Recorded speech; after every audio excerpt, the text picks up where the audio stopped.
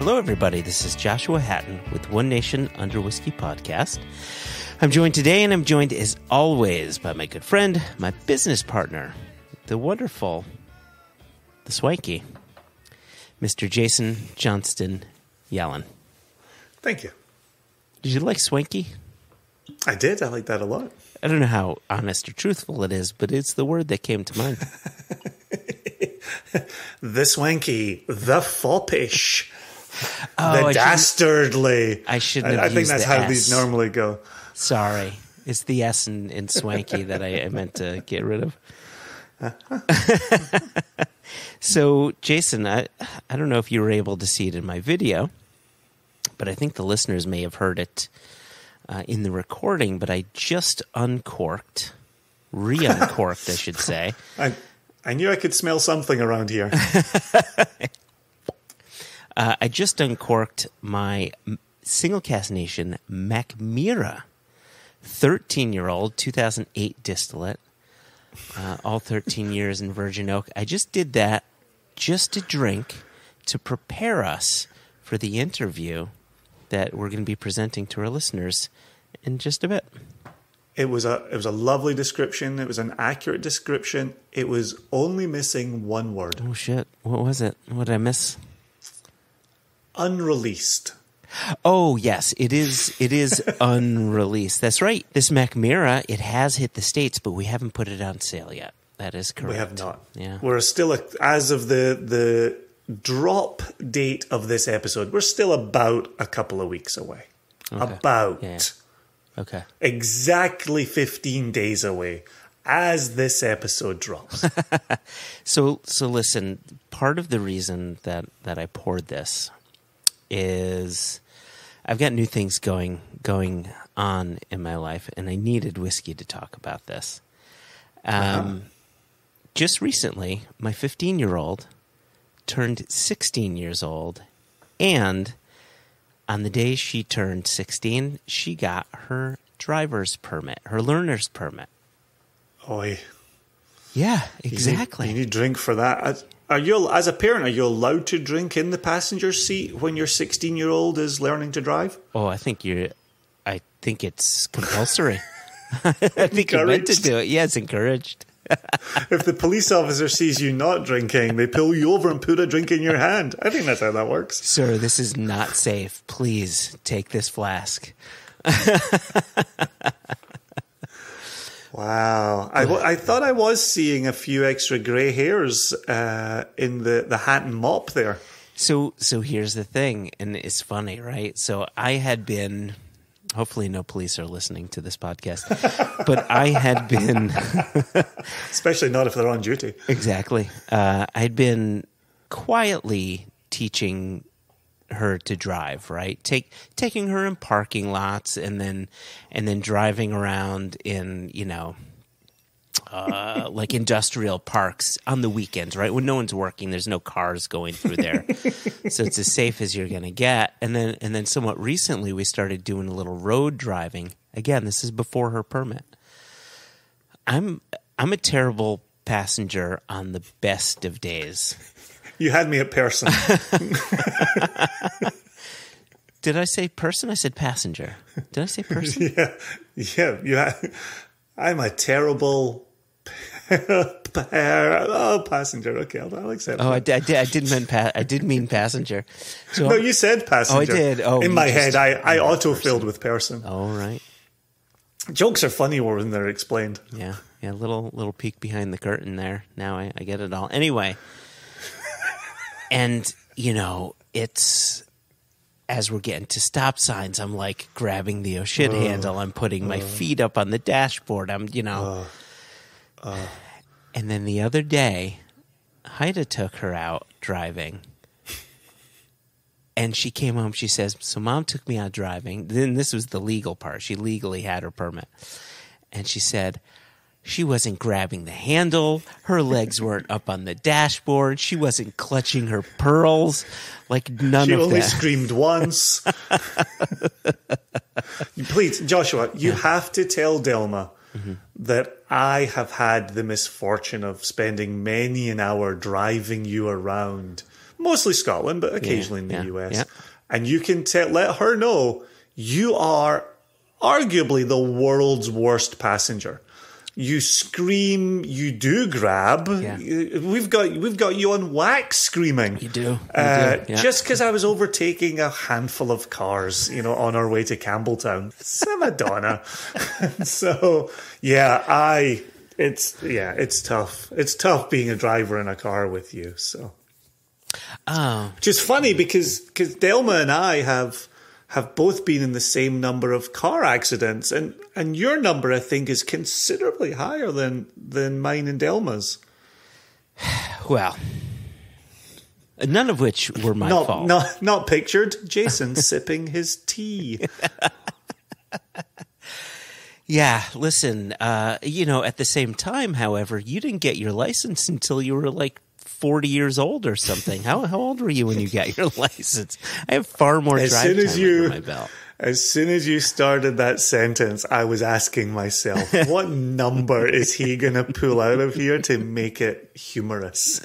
Yes, I was 27 when I got my driver's license in the United States, and it's the first and only driver's license I've had.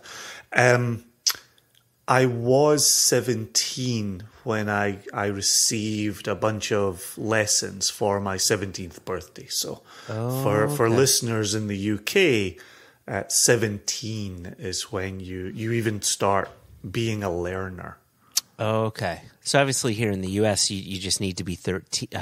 You need to be 16. It feels like it, dude. It feels like it. No, 13 to own and operate a gun. To get a gun. 15 and a half to get your permit. Yeah. So when I was 13, I got my first AR. I didn't get my license until I was 19. But still, so I had a good, because I'm a year older than you, I've got about 9.5 years on you. So I would say between 9 and 9.5 years from now, my guess is you're going to get into a number of accidents that will equal the number of accidents I currently have up to 2022. I know the reason that you didn't get your driver's license until you were 19 is because you used to go around town like Marty McFly in the first Back to the Future movie. That's true. You were gripping the fenders of police cars and making your way to school around the town square under the broken clock. Do you know I did that? But I did that in the winter time. This. Oh, I did tell you. Oh, okay. Yeah. That's why I'm saying it now. You thought I was making a joke. It's true. All of it. All of it, because it rhymes. And so that's reason number one why I've poured, or actually reason number two why I've poured the Mackmyra. Reason number three is my 13-year-old, soon to be 14-year-old, just played her first rock concert. Woo-woo. That's right. Tons of fun. Yep. Tons of fun. Yeah, so it's a little nervousness around a new driver with excitement, but also a little like, one of my kids is playing music for people. I kind of like that. Nice one. She's digging that life. She is. She's been, she had this little concert just this past Sunday, and every day she would go downstairs and she would practice. And when she got bored of practicing, she'd go on to learning different songs, Radiohead songs, and playing a little bits and bobs of other songs, which is kind of cool. And yeah, she's digging it. Nice one. Yeah. When does she go on tour? When is she hitting the road? That's when you have to be 14 in America to go on tour with your band. So at 12 you get your first AR. At 13 13 is first 13 AR. is the AR.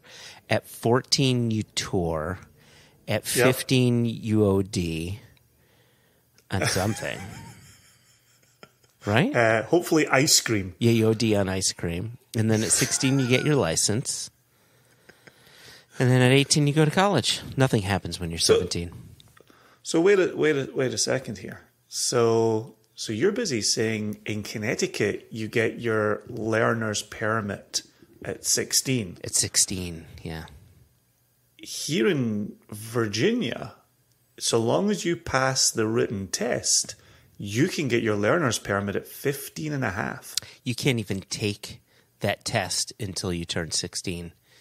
There you go. We got 6 months on you in Virginia. You do? Which also makes sense. You can get your first AR at 12 and a half in Virginia. Yep, it all checks out.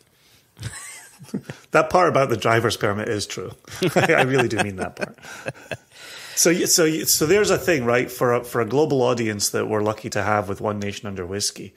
You know, here we are in Virginia, 15. Imagine being 15 and a half. Imagine yourself being 15 and a half and getting behind the wheel of a car.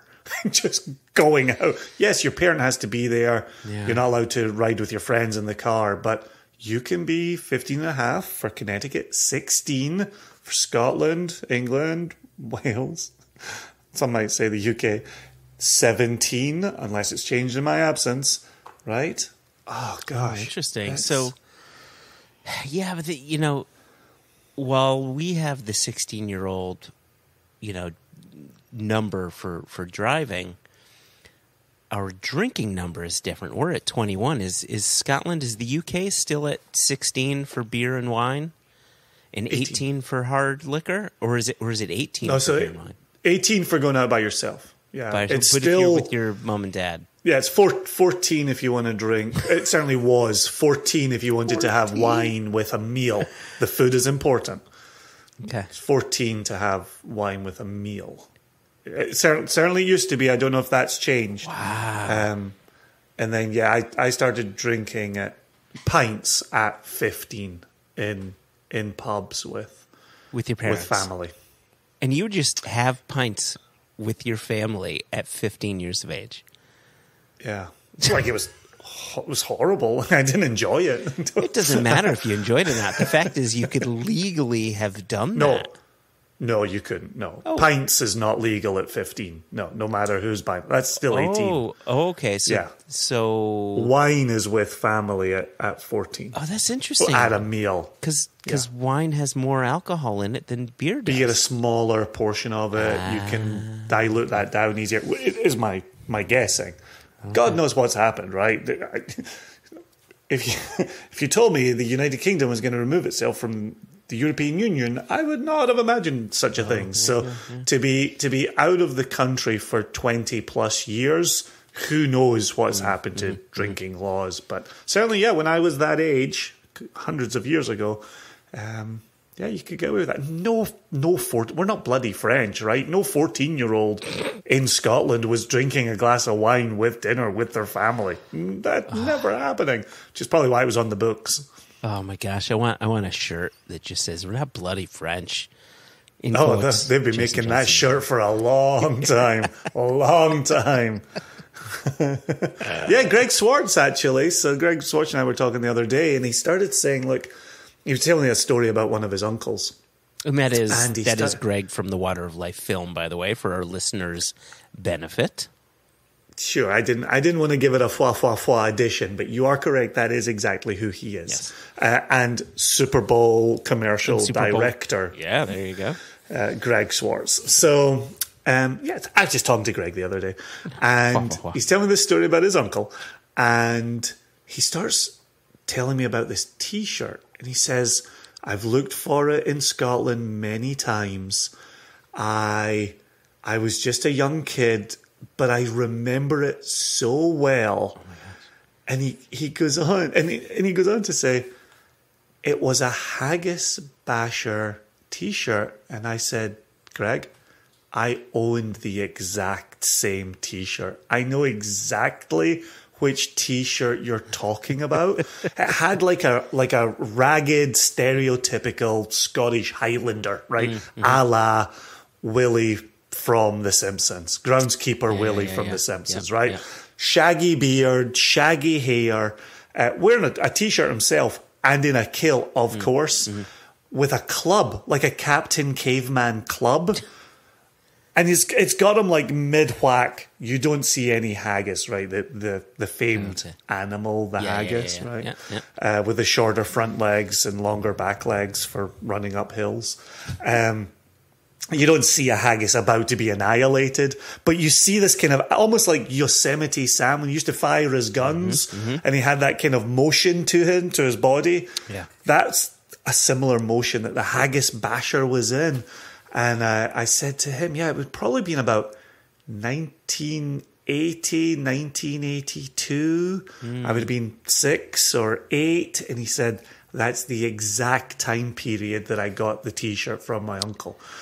So, like, isn't it brilliant? Like, the whole time he's like, it's a T-shirt. I can't find it anywhere. I don't know if it's made anymore.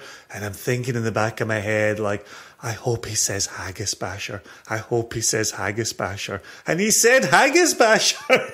Like, when does that happen in life? Wow. So, and they haven't reprinted it since, huh?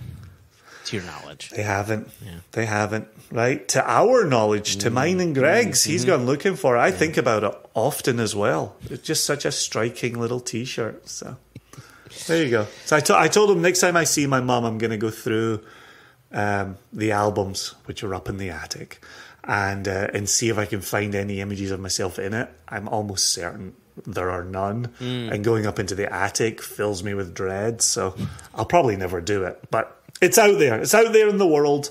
If anybody listening knows of a Haggis Basher T-shirt, please do let us know. Questions at onenationunderwhiskey.com, no E in whiskey, or info@singlecastnation.com, and I will share that information with Greg. Amazing.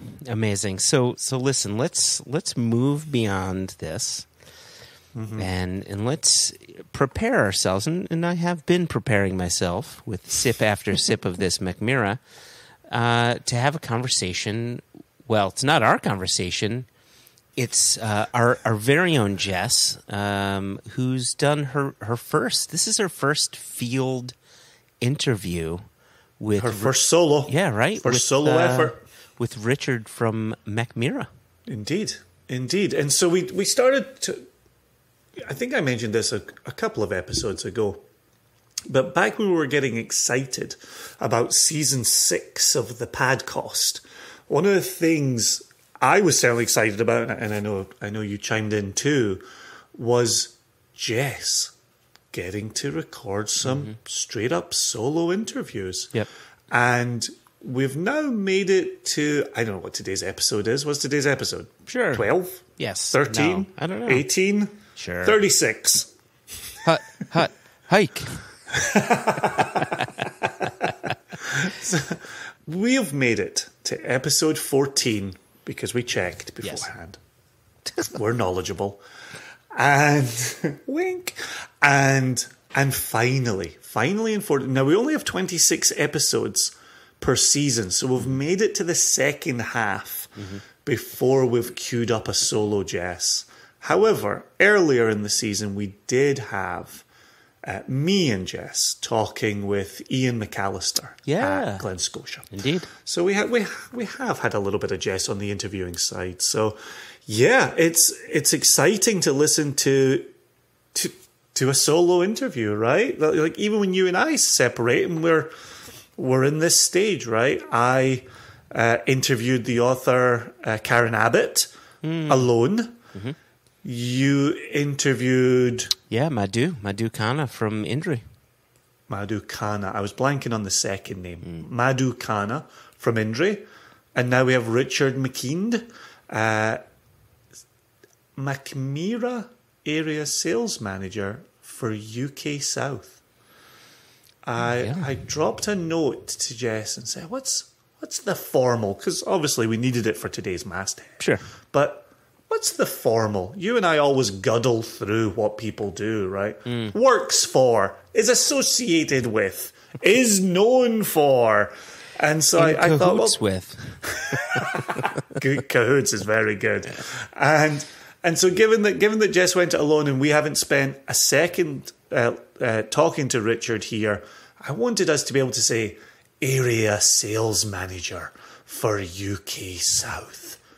Mackmyra branch.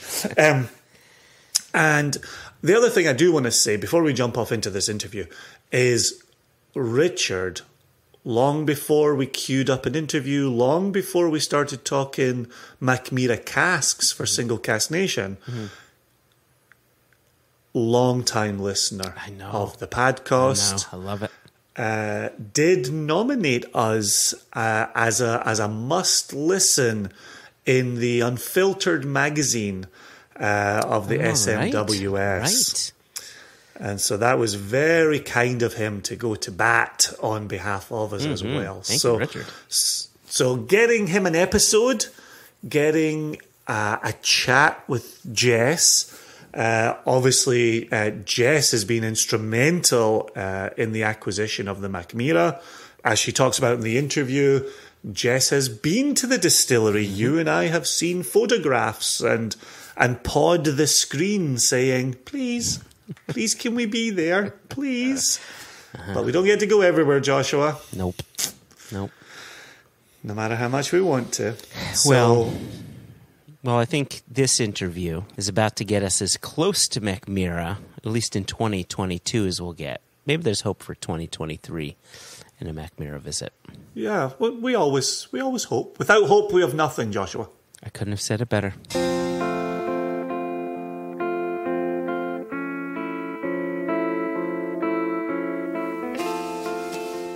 Hello everybody and welcome to a special edition of One Nation Under Whisky. I'm Jess and today we are interviewing live from the other side of the pond. So I'm in Glasgow, but I am joined today by our friend Rich Mckneand from Mackmyra Distillery, who's actually down south in England. But for the purpose of this podcast, we're local, right? Something like that? I think in the scheme of the world and where everyone might be listening from, we're pretty local, yeah. Yeah, sort of turn right from America, and you've hit us both. So we are here today to discuss all things Swedish whiskey, but especially with a focus on Mackmyra, because we have got just about to drop our first release of Mackmyra is going live in our Single Cask Nation online web sales shortly. At around about this time that our interview is going to drop. So I thought this would be a great opportunity to introduce to the nation and our Padcost listeners a little bit about what we have done here, and I thought you were the best person to come and ask about it. So hello, and thanks for joining me. I want to, first of all, ask you to introduce yourself and what it is you do for Mackmyra. Okay, brilliant, thank you. Well, it's absolute delight to be here. I'm honoured to be asked and considered. This is fantastic. I've been listening to the podcast for some time, so this is a huge deal for me, I will say.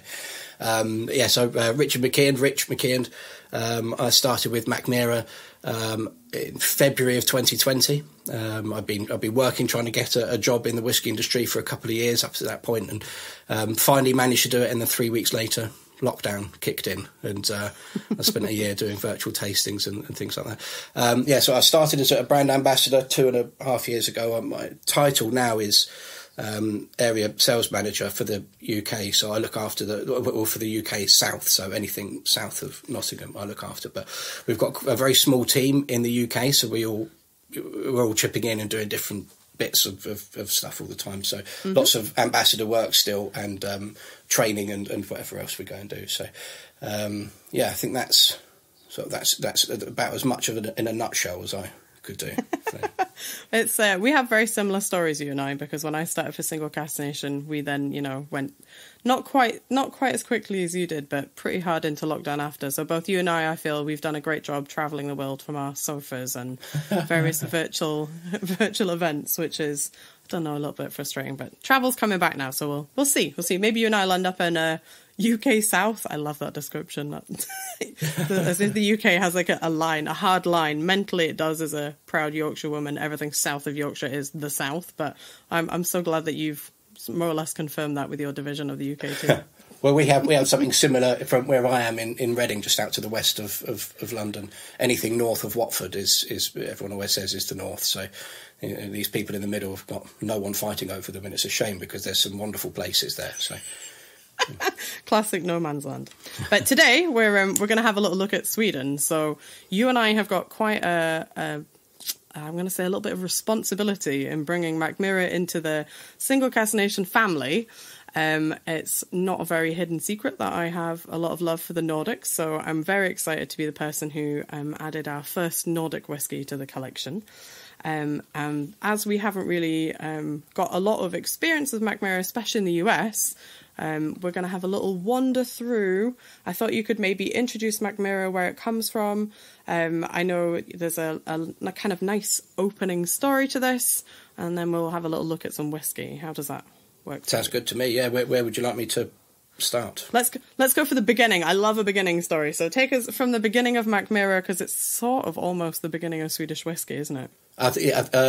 Just about, I think it is, yeah. So production began in 1999, but the idea was formed, or the founders came about with the idea in 1998.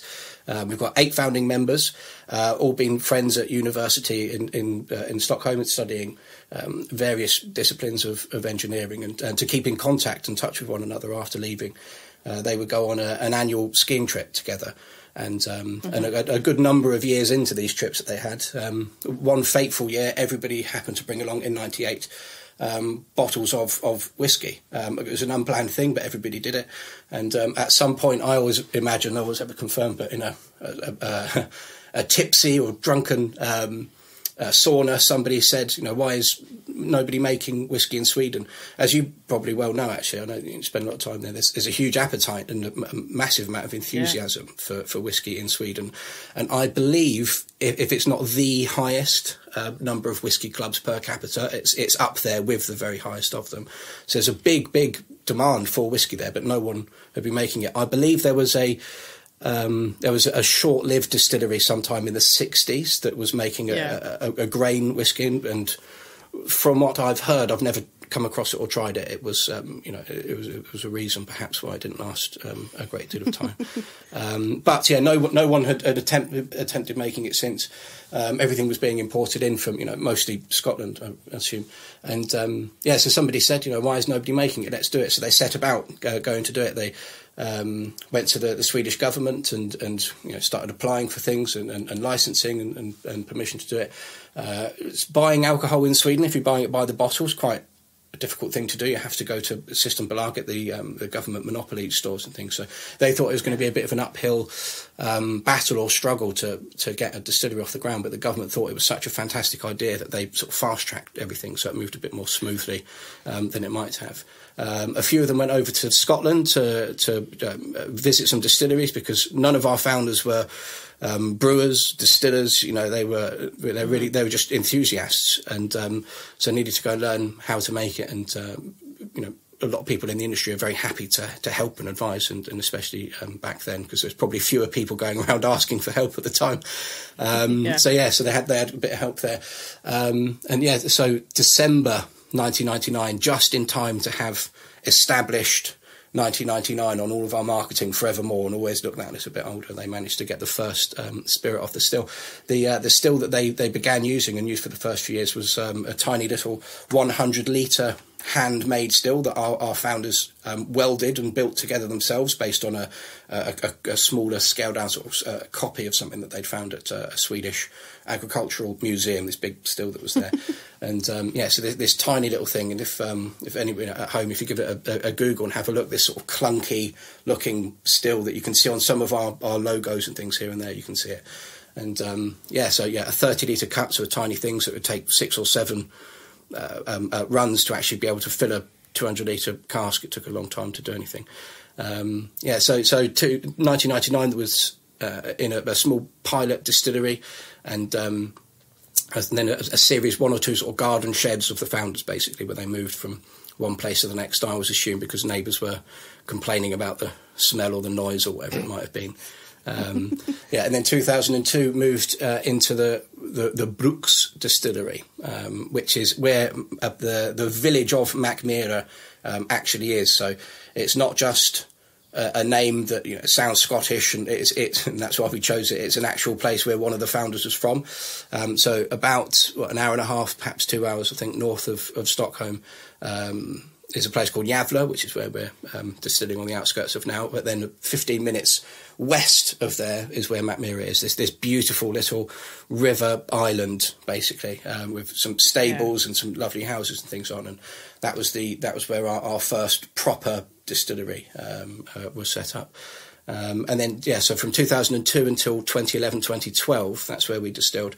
And then we'd finished building and moved into what we call our gravity distillery. So this big, I'm always excited to talk about it. So I'm sure, expand a bit more in a moment perhaps. But 35 metres tall, the world's first sort of purpose-built vertical distillery where production begins on the top floor, and then each floor on the way down is the next stage of the production process. Yeah. So, and it's interspersed with lots of cool bits of technology here and there to stop energy escaping and to recycle energy here.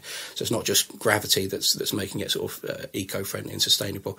And that's where we're distilling now. And then we've got, I know we're going to touch, well, I hope we will, on the various warehouses and stuff that we've got.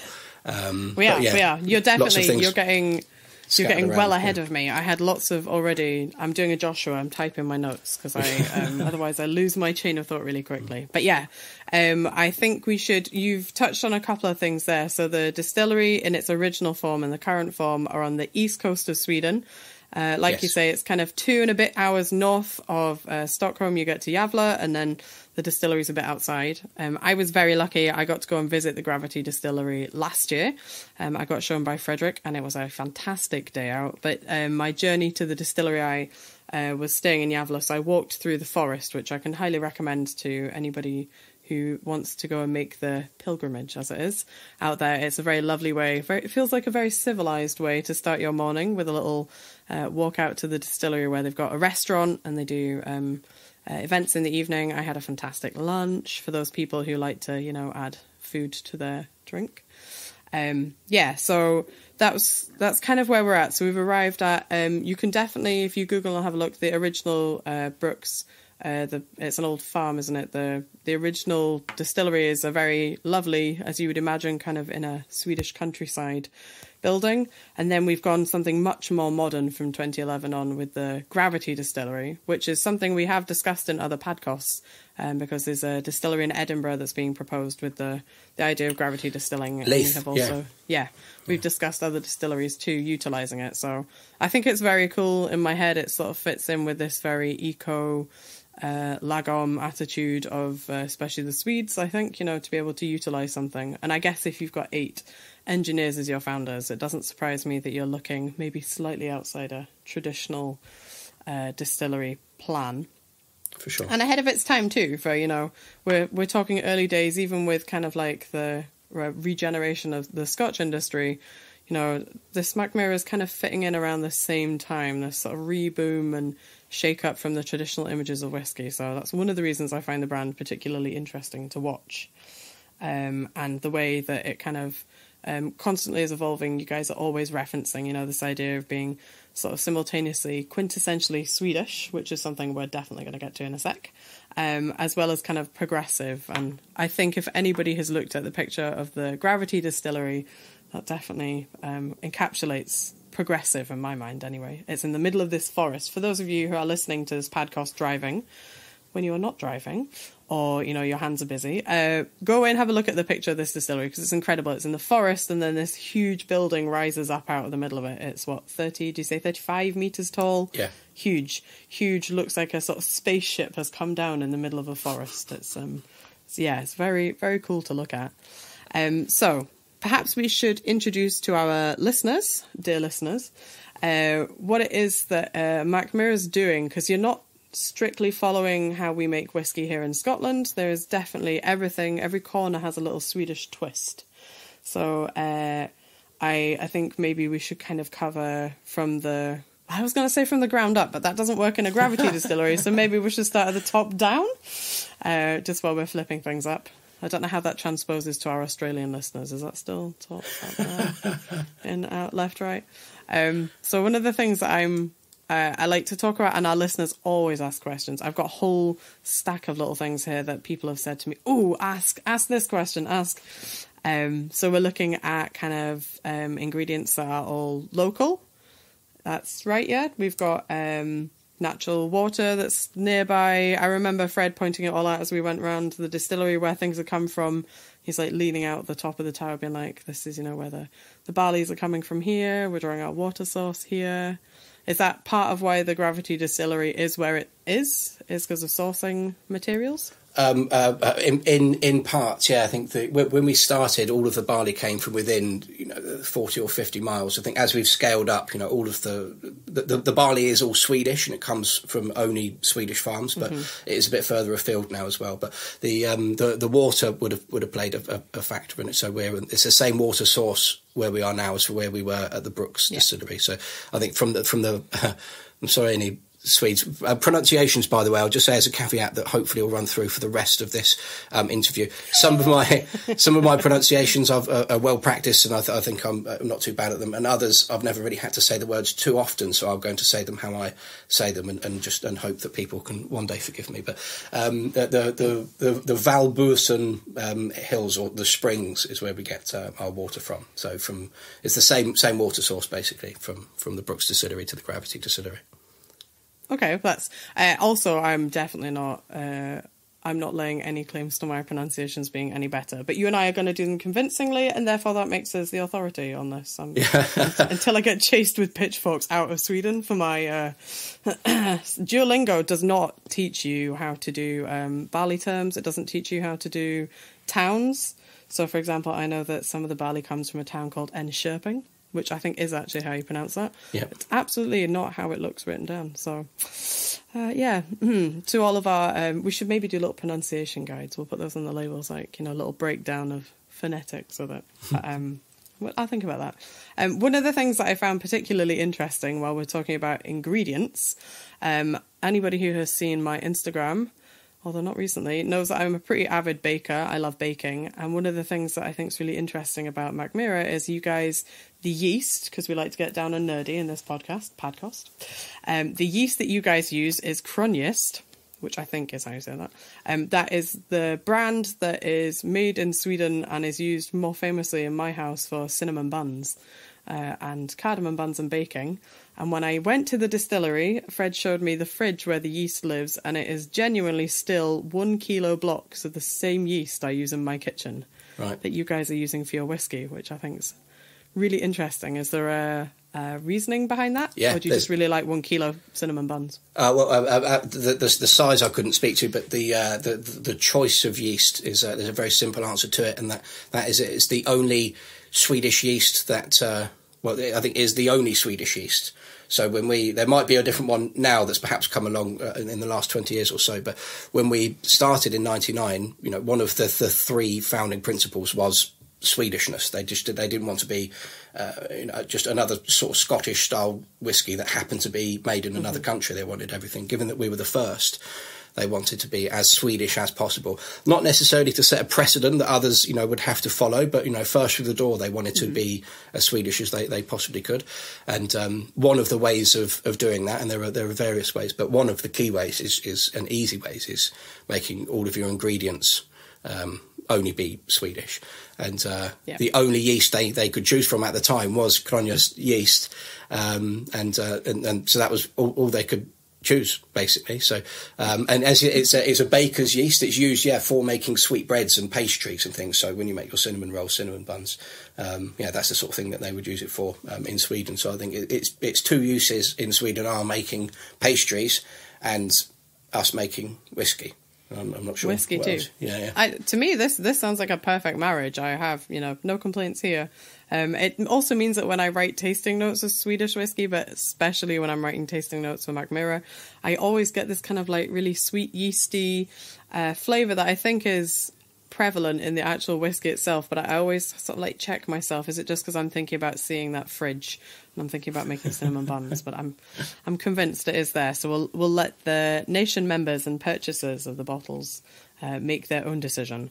But I think that's quite funny. And also, as we're walking around the Gravity Distillery, I feel like maybe we're kind of doing it in my head, listeners. I'm thinking about, I'm at the top of the distillery, I'm coming back down through, looking at the equipment, and we're looking at this distillery. The grain goes all the way to the top, and then you start the process at the top, and then I guess to save transferring and energy, I think it's really clever. You just move it down through the floors, right?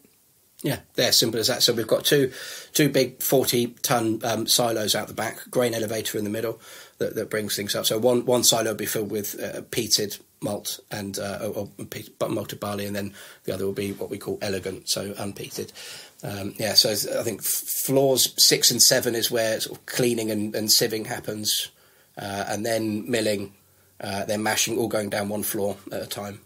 Mashing, fermentation and distillation, and then we've got stores in the bottom floor and our lab for making things.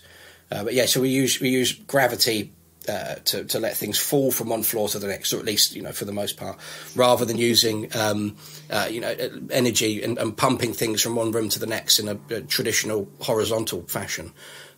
So hence the name Gravity Distillery, if anyone hadn't caught up with that yet.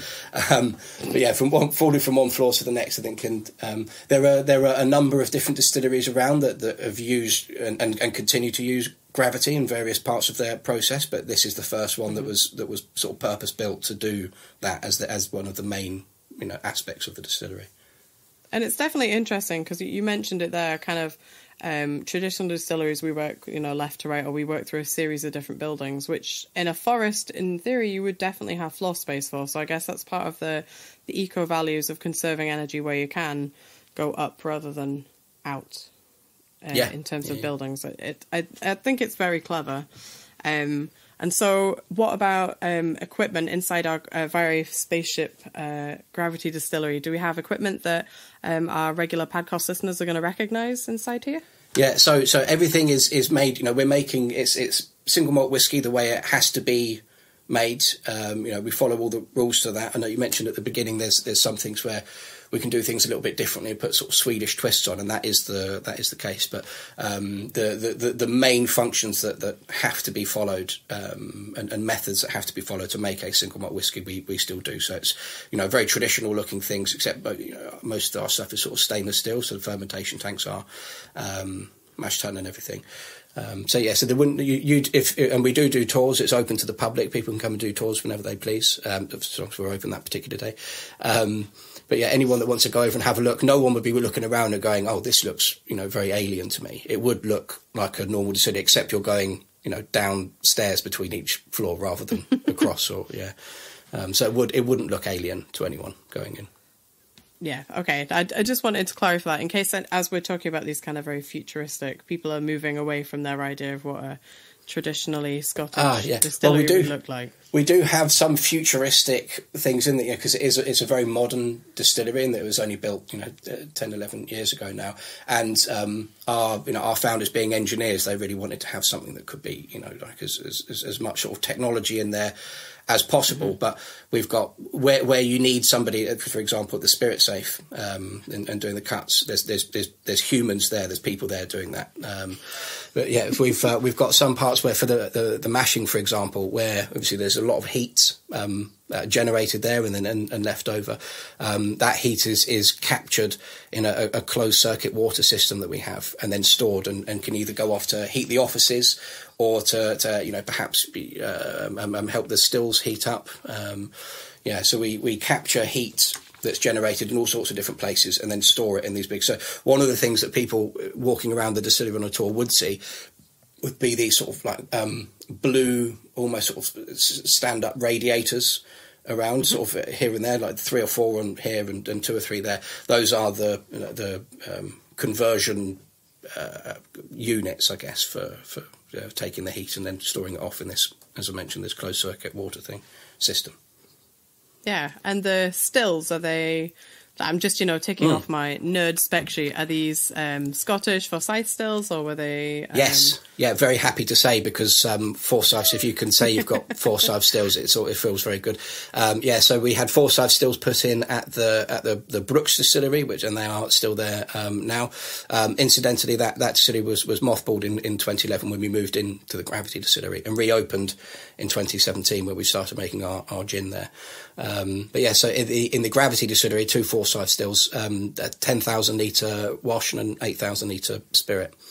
But they're fired in a very in a way that I've never seen before. Perhaps some people can comment and let us know, because I'd be certainly curious to see who else might be doing it. But we have sort of like a vacuum heating system. I don't know the technical name for it, but the liquid is taken out from inside of the still and then sort of run through and against some pipes underneath that, and then comes back in. Because we're using a vacuum system underneath, we can heat above boiling point without liquid boiling, so we're able to get to a very high temperature without boiling and sort of overcooking, any of the liquid that we have inside, be it wash or spirit. So there are some things that would be, I might say, cutting edge to sound, sound cool. That sounds, definitely. Yeah, but we could. It is copper still. So you walk in and it's copper pot stills. As I said, it has to be for making a single malt. They actually stick out in comparison. Like you just said that the washbacks and stuff are all stainless steel. So you've got a kind of shiny, again, I still think quite futuristic looking distillery inside. It was quite funny to get to the floor where distillation was happening and feel like this was definitely something I was, back home with. And I felt very familiar seeing a pair of stills when I walked in the room. But there is no spirit safe in the conventional, what I am used to seeing form. There's like two glass domes that the spirits run through, which I think is pretty cool. And I think has been a question on your virtual Mackmyra in like your quizzes occasionally, because it's got the logo for Mackmyra, which we've come this far without discussing. Do you want to share what this logo that's on these little glass spirit safes? Yeah, so tell us what it is. I think if people have a little Google of it and have a look at Mackmyra logo, we hear quite a lot of like an armless person or an upside down Glencairn glass. Actually, it's our 8 founding members, all engineers. There were no design students amongst them, I think. And so this the logo represents. So from the Brooks Distillery, where we first moved into our proper distillery.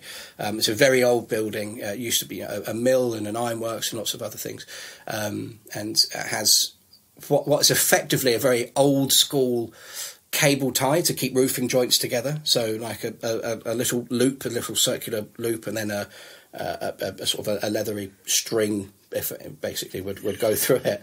For the listeners of the podcast, Rich is doing beautiful hand demonstrations. This is great for an audio format, but to be honest, given that we regularly make you all guess what colour the whiskey is, I am not stopping you. He's doing. I can see perfectly the Mackmyra logo while you're doing this. I probably should have said pause it now and then Google it, and then you can. Because describing the logo is such a unique.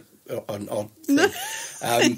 But yes, what it is an old school cable tie, but I think that is actually it's representative of our who our founders and were really. There's it's not a fancy design, it's not it's not a cutting edge thing here.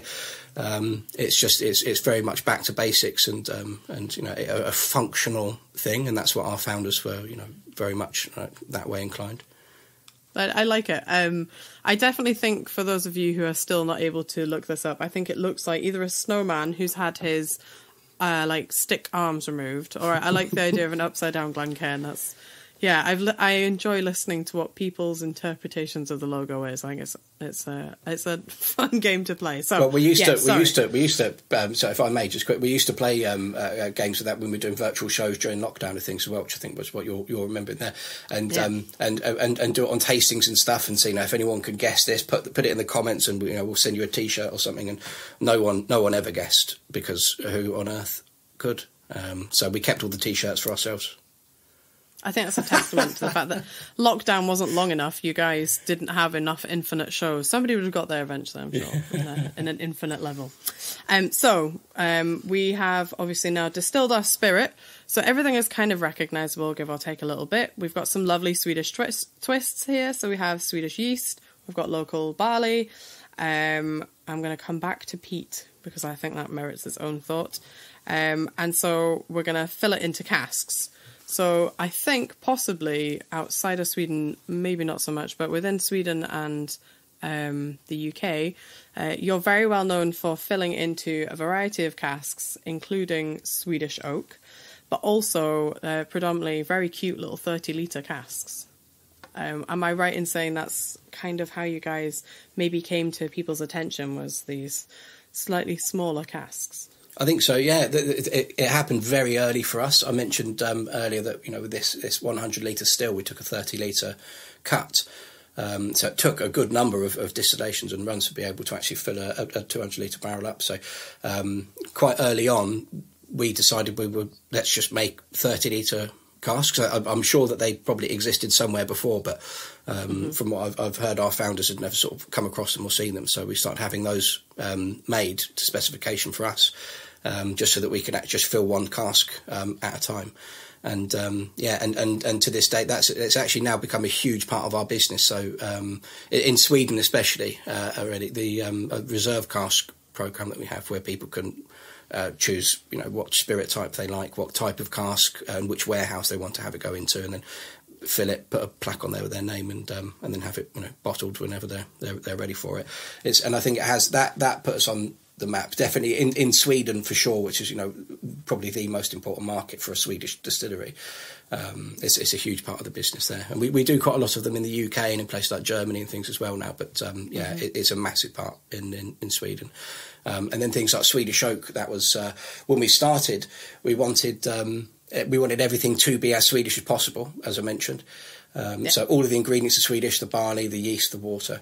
But they wanted to use just Swedish oak casks. That was the original idea, but they found out quite quickly that Swedish oak is not very conducive to sort of long term or even medium term, perhaps maturation.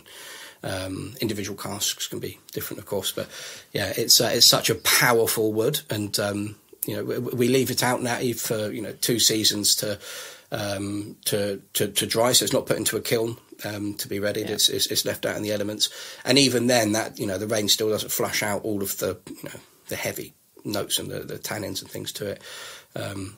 We use it. We use it in a number of different expressions that we have, and lots of single casts and things of it. But you have to keep an eye on it. And it's delicious. It has some wonderful and really unique properties. But they found out that really, if you couldn't just have a warehouse full of it, because it takes quite a bit of management and care. It's a strongly powered oak. You're saying it's not necessarily like some other types of oak, which are not very good. They're very porous, so they're not particularly good at keeping the whiskey in. The angels get in very easily. So it's a flavour profile. Is that what we're saying here with Swedish oak? Yeah, it's it's flavour. It's not much the same. But it's very similar to other European oaks, in that it's got a lot more sort of spice and less sweetness than American oak might have. Again, there's a huge spectrum of oak that is available in Europe, but it's that little bit darker and that little bit heavier than something from France, for example, just given how much more slowly it grows in the south parts of Sweden. Yeah. So we've got Swedish oak, we've got some. You touch there? You've got different types of wine casks and unusual spirits. Mackmyra is very well known for maybe some casks that we don't see, certainly, well, for real, we don't see here in Scotland, but I don't even think I've seen anybody else trying. So could you maybe take us through some of the more unusual casks that you guys have used? Yeah, so when you said earlier about how we can do other things that people, for example, in Scotland might not be able to do, we don't have the SWA. Or the Scotch or the Swedish Whisky Association. There's not one that exists. Saying which casks we can or can't use. So within the realms of good taste and sense, we can do just about anything afterwards.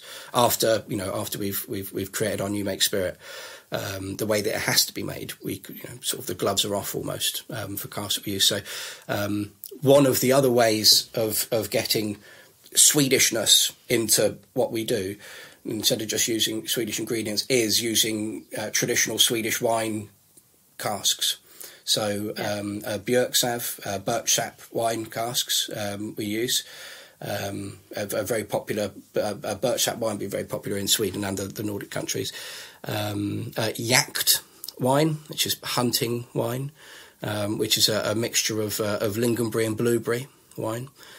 Which is so hunting wine is something that in Sweden you take out to go hunting in the woods, or we had an expression that was jaktliga, which is sort of happy hunting or hunting happiness, where you go out into it was supposed to celebrate the last few weeks, the waning weeks of the Swedish summer, where you could still go out and walk around the forest and look for whatever your happiness was, be it painting a waterfall or foraging for berries or something, not just stalking deer.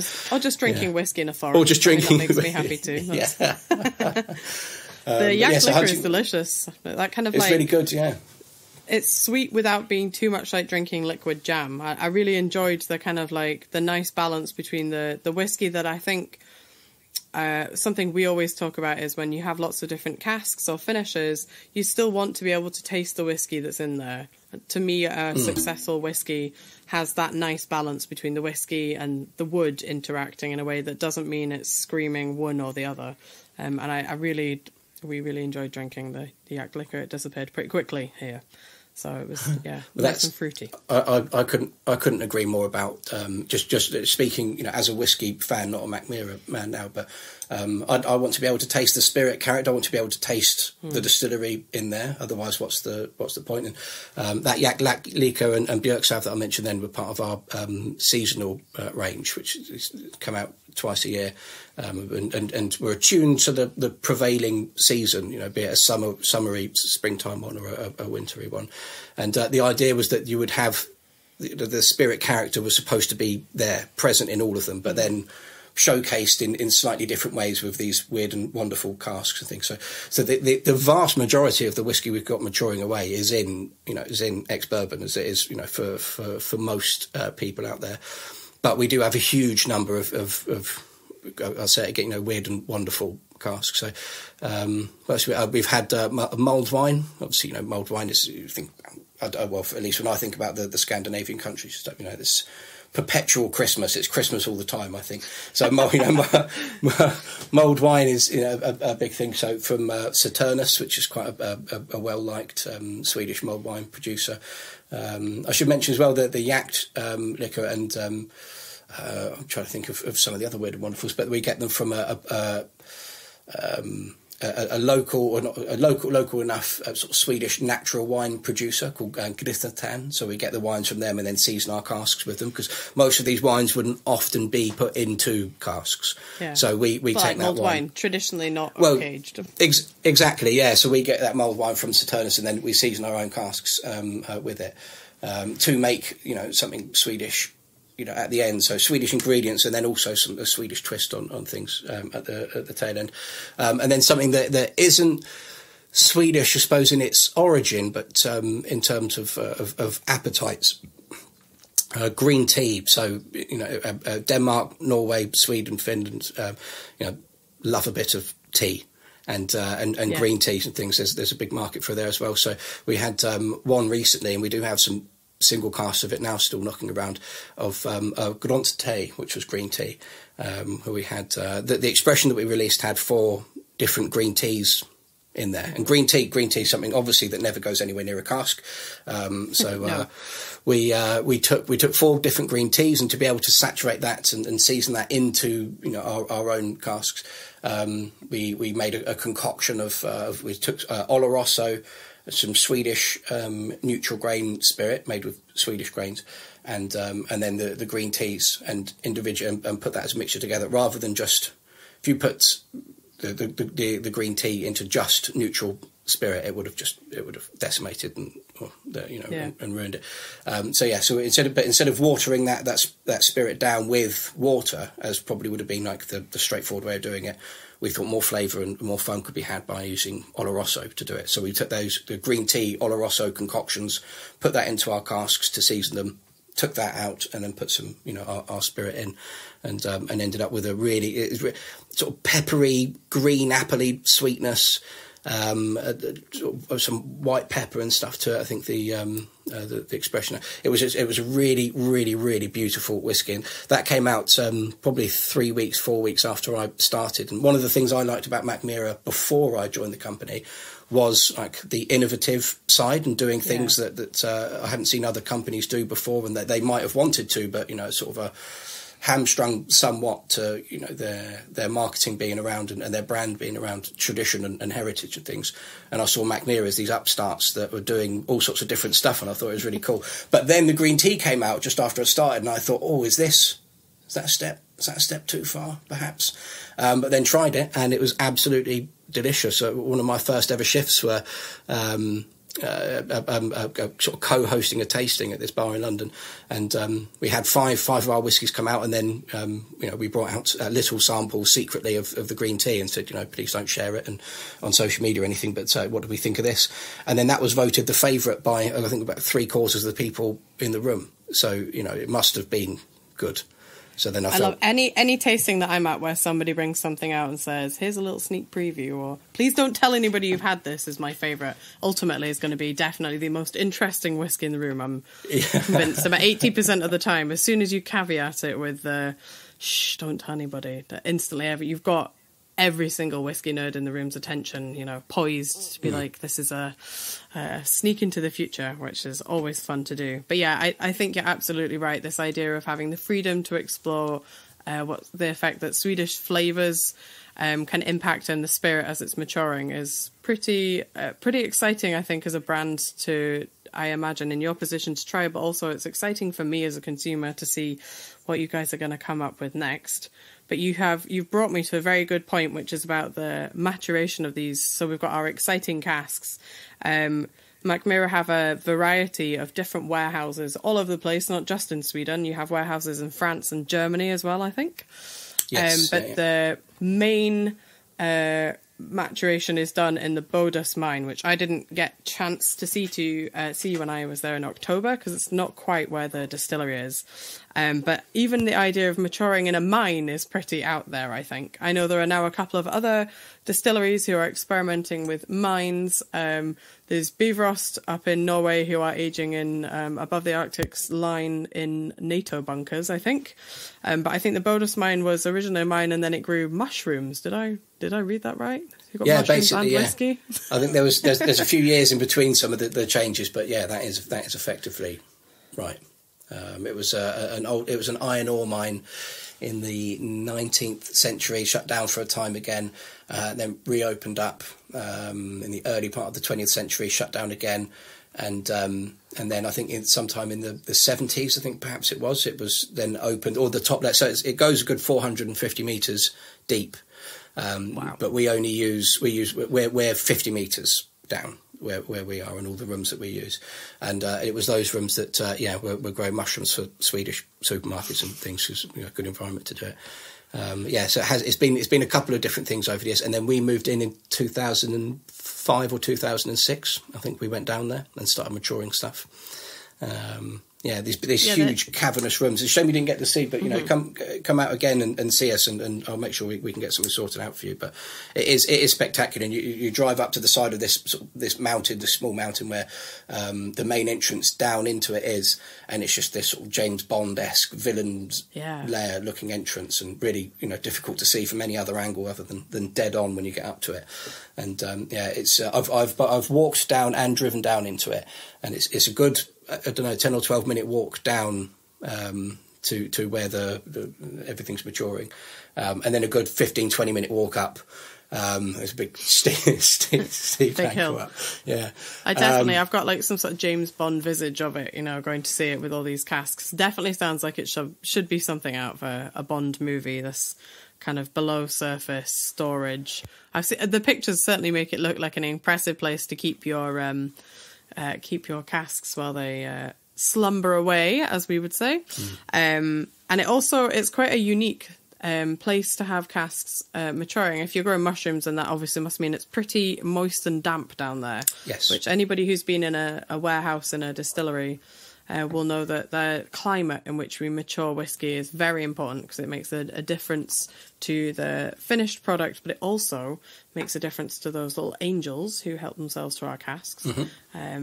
I think you guys have definitely got one of the more unique twists on the climate in the Bodø mine in particular. do you want to explain? Because this is something that I have been asked about a lot. So people are tuning in to hear from the horse's mouth, as it were, the explanation as to why the Bodesmine presents quite an interesting cask on when it's finally taken back out. Yes, yeah. So the environment down there is relatively consistent, or about as consistent as any warehouse could possibly be, really, because no elements outside are really getting to it. Temperature-wise, in there's not huge fluctuation, so it tends to be.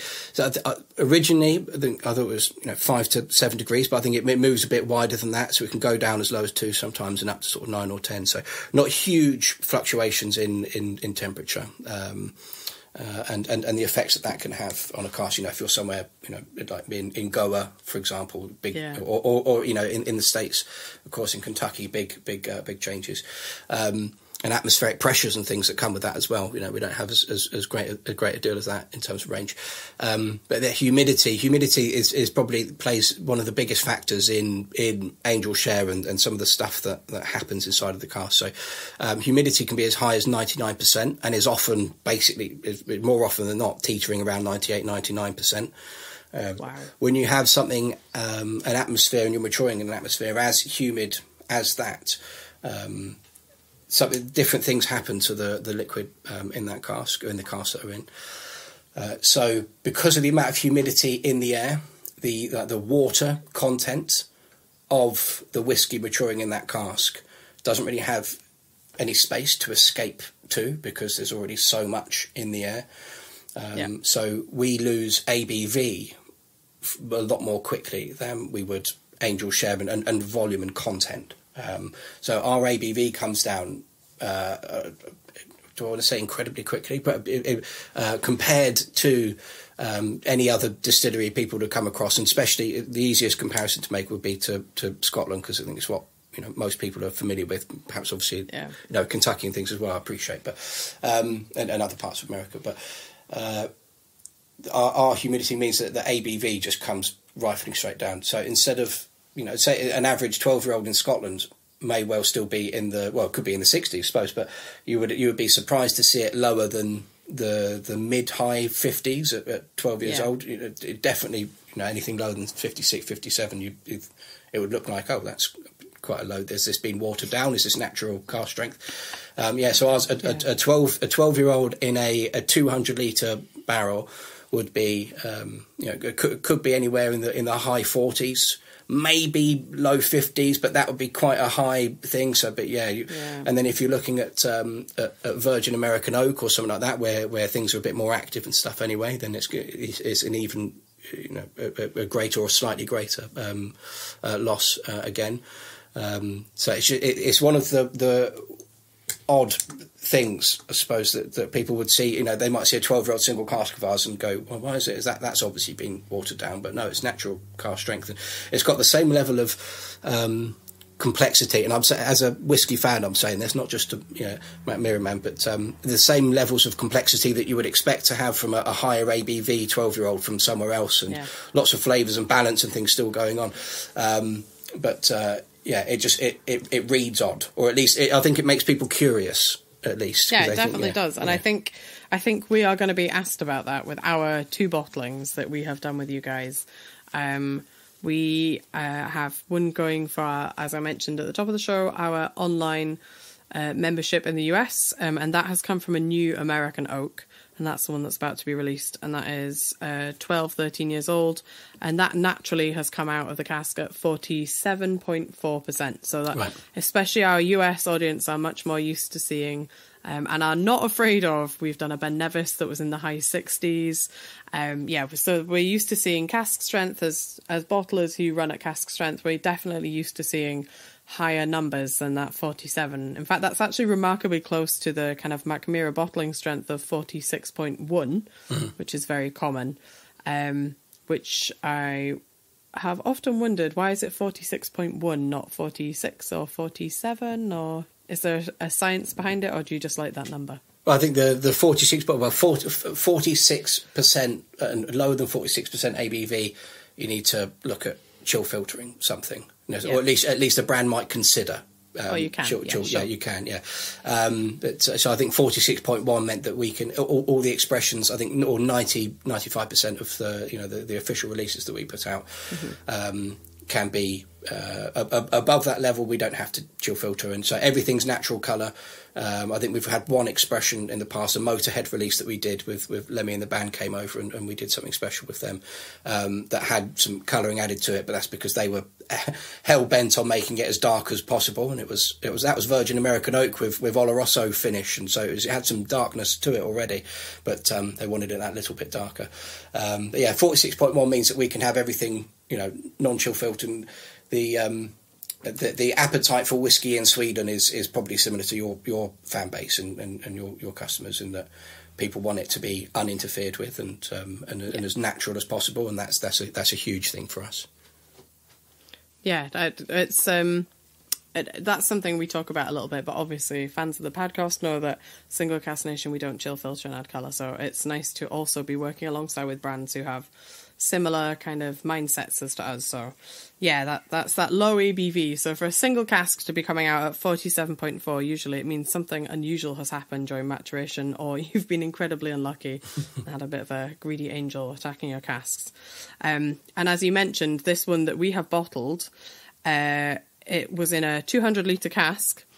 But inexplicably, we got 202 litres out of our cask, so maybe the angels have given us some water back. Yeah, they've topped it up a little bit, yeah. We obviously, I have to put a massive disclaimer in here, we have not topped the cask up. It's to do with, obviously, casks are all individually made, so there's always going to be a little give either way. For 200, maybe you get an odd litre here or there, one in and one out, either side. So the 202 litres that we got out of the cask was not for any diluting or topping up purposes, but it just made me laugh when you sent me the bottling reports.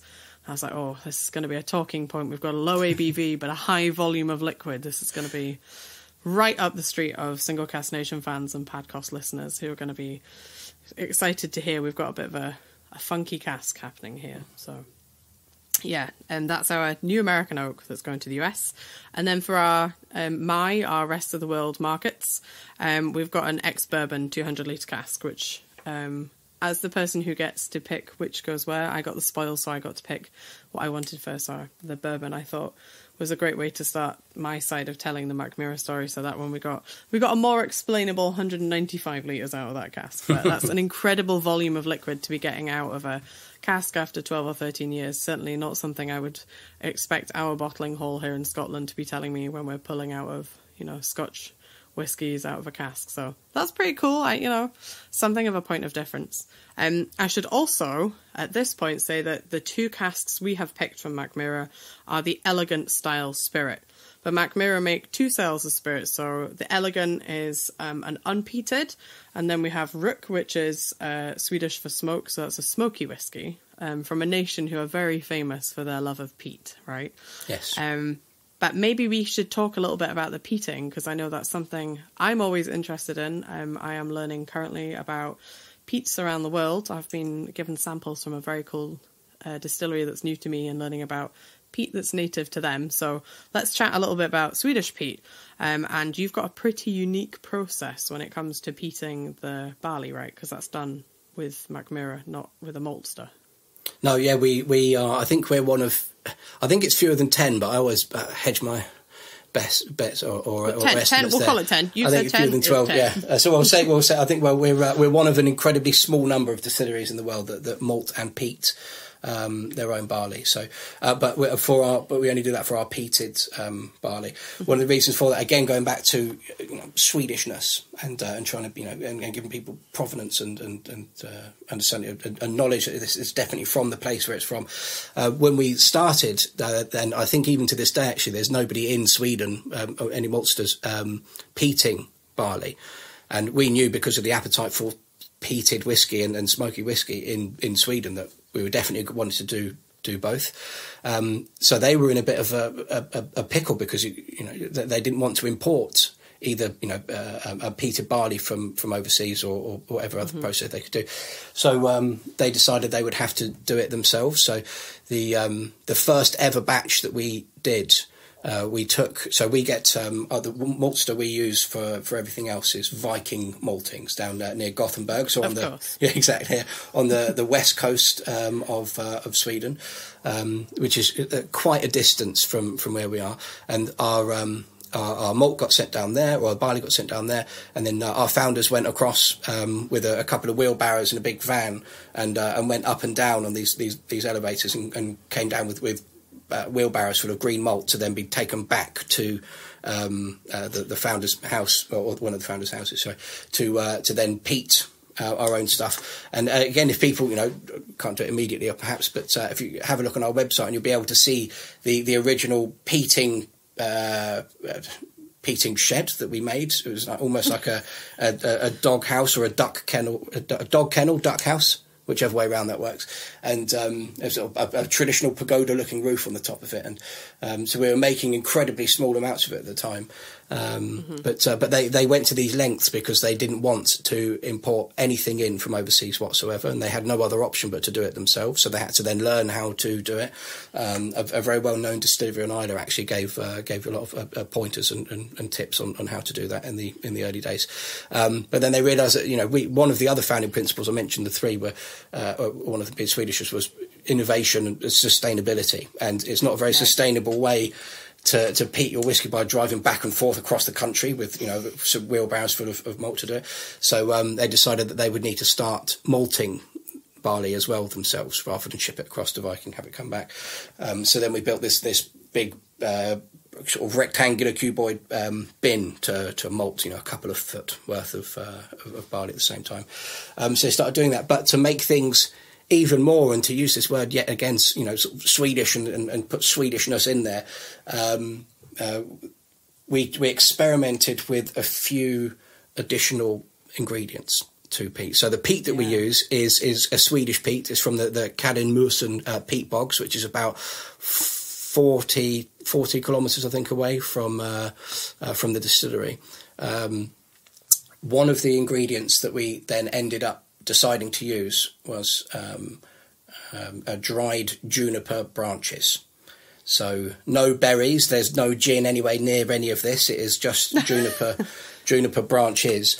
And the reason we even considered doing that sort of thing was, again, nobody was telling us that what we could or couldn't do. After we'd followed the laws and the regulations you have to for making a single malt whiskey, as I mentioned earlier, all bets were off basically after that. So within the realms of good taste, and is it a good product, and is it something good that people would want to drink, and our founders were happy with, and they wanted to go ahead.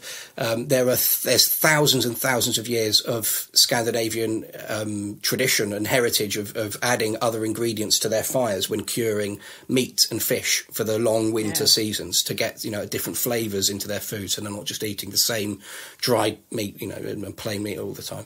And dried juniper branches was one of the things that they used. And we found that it just worked really, really well with what we were looking for and the flavours and the profiles that we wanted to end up with. It has this sort of very resinous, sort of nutty, oily texture to it that it gives to the peat and to the smoke. A friend of mine, somewhat poetically, I suppose, when he first tried Stenseluk, which is one of our core range expressions, he said, a campfire in the rain. So it was, like a smoky, like a sort of a wet smoke note to it, and I think that's the juniper branches. That's a lovely evocative note there. It is, isn't it? To it.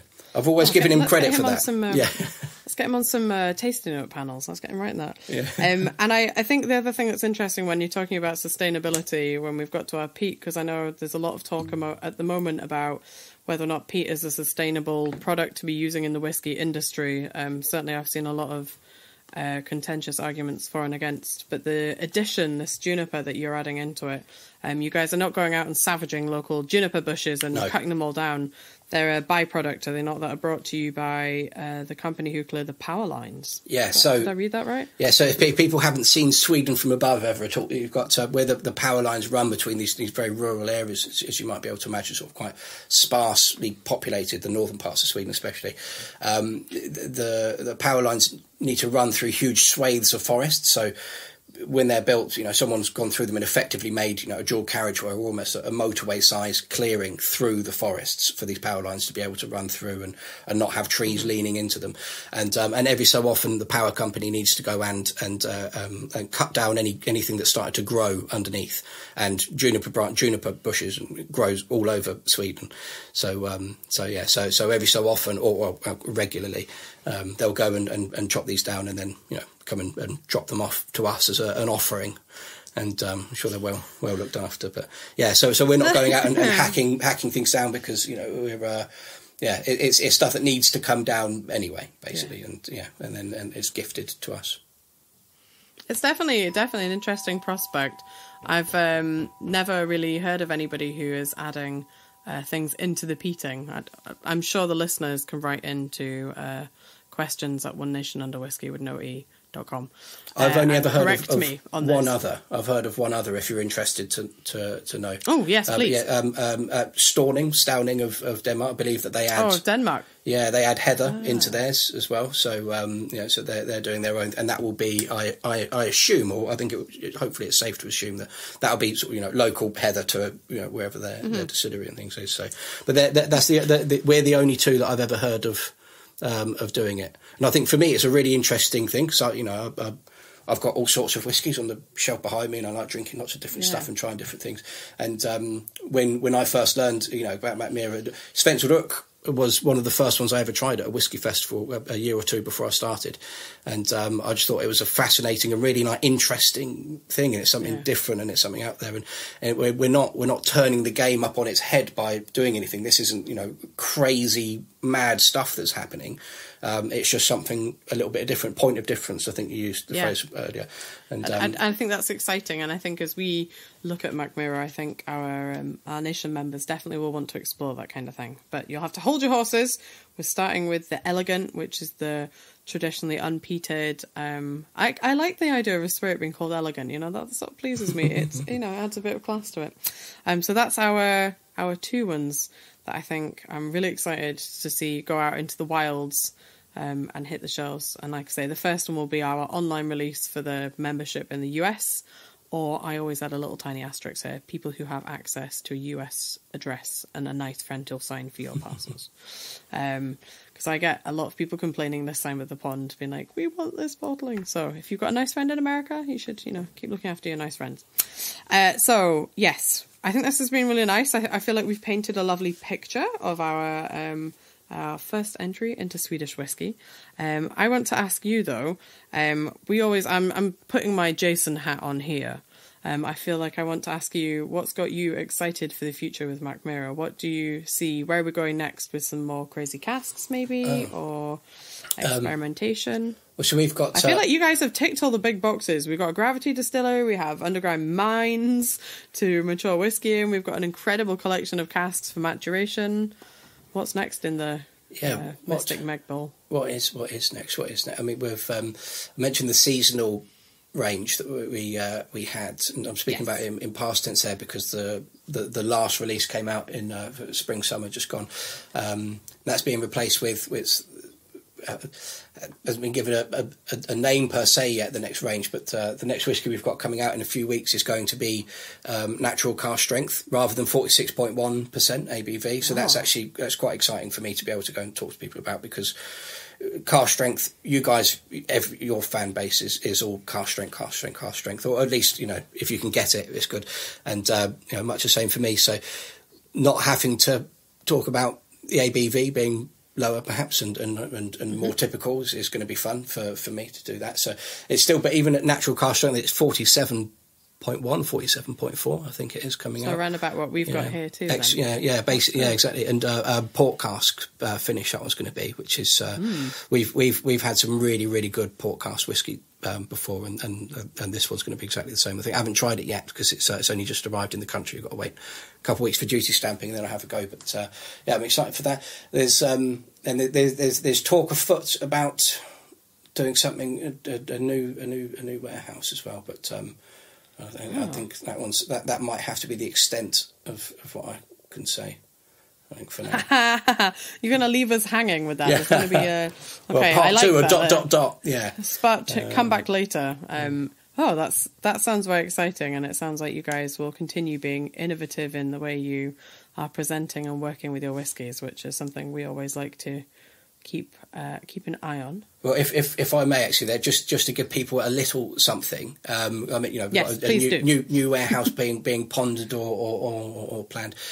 One of the existing warehouses that we have, because you mentioned we had some, you know, scattered around, is on a tiny little island that makes up the archipelago that is Stockholm, and that we moved. I think that was the first satellite one that we acquired and moved into, on a tiny little island called, again. Sorry, Swedes, but Fjordeholmene. And that's it's no one lives on the island. It's got, you know, a couple of boutiques and art and craft things and a brewery, a really, really good little brewery if anyone can get over to Stockholm, worth going to see. But on that island is this huge big rock that was hollowed out by the Swedish Navy some decades ago and used to store munitions, so things like torpedoes and stuff. And that's the torpedoes are long gone, but the rails going down the middle are still there that they used to use to move them up and down. And we've got that as a warehouse now as well, where you can put 30-litre casks and whatever else might be in there. So, so mentioning warehouses and teasing a bit, maybe I thought I'd mention this other. That's one of the coolest ones that we've got, I think. We've got one on a mountain, one on an island, and one under a mountain as well. If it's safe enough for munitions, I think it's definitely safe enough to be keeping whiskey in. That sounds like a safe bet for your maturation. It's a very secure place, these big blast doors to get into it as well. And, huge, very secure spot. And you have to get there in a boat to start with. I mean, I think that's a great spot to deter maybe mischief makers. That's lovely. Thank you very much for going through all things Mackmyra with me. I've had a great time. I really hope that our listeners manage to get a hold of one of our two or both casks when they're released. So keep an eye on all our usual emails and socials for that. But I think that really just leaves me to say thank you so much, Rich, for your time today. And we look forward to maybe welcoming you back in the future as we grow our relationship with Mackmyra. Yeah, thank you. Absolutely delighted, as I mentioned earlier, to be here, and thank you so much. I really appreciate it.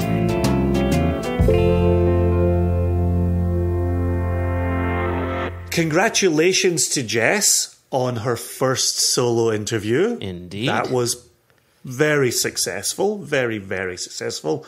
And what a lovely subject Richard was there. I think a good person to have the first solo interview with. I do want to say, I love the way that Jess was able to pull on her time at the distillery and her working knowledge of the distillery to tease out questions with Richard there, and was able to answer some questions we've encountered along the way. You said way back in the very start of today's episode that we have the pre-release Mackmyra in front of us. And that's a Mackmyra single cask that was bottled at a cask strength of 47.4% alcohol. Yeah. And I love that that was able to be covered in today's interview. Yeah. Right? The Bodis Mine got a little shout out there, which was absolutely fantastic as well. Yeah, and it was nice to hear about the two releases that we're doing with them, right? The 2007, which is in our glass, that's the Virgin Oak one, or New Charred Oak. And then there's the Virgin Oak is the 2008, I should say. The 2007 is the ex-bourbon cask. Now, that hasn't been bottled yet. And but if I remember, when we first tasted that cask, similarly, it was a lower ABV. Equally delicious for different reasons. But, you know, it was interesting. And I know we'll talk about this in a little bit. I kind of want to do a tasting of this cask with you for our listeners. I would love to. Someone had asked me, what is it like? I've had Mackmyra before, but I've never had Mackmyra in New Charred Oak. And I had to rack my brain of examples I can give where, you know, because it's malt whiskey, but in New Charred Oak, it's got that bourbony kind of quality, but not that. It's not overly sweet It's not overly tannic. Not that bourbon always is, but it has the potential to be, in part because of the corn that has a different sweetness and, deeper char levels, things like that. But it got me to thinking about what Glenmurray has done over the years with some of their new charred oak and their virgin oak releases. Exactly. Right? Exactly. Like the Mountain Oak series. And I find this to be similar to those releases, which are some of my absolute favorite whiskeys from Glenmurray. I just think malt whiskey and new charred oak can be wonderful. And when it is wonderful, it can't be anything other than wonderful. And I'm so happy with how this cask came out and that they would release it to us. 100%. Yeah, I've been excited about this since samples first appeared on our desk, and we're very close to releasing it. If you were listening to this before September 25th, 2022.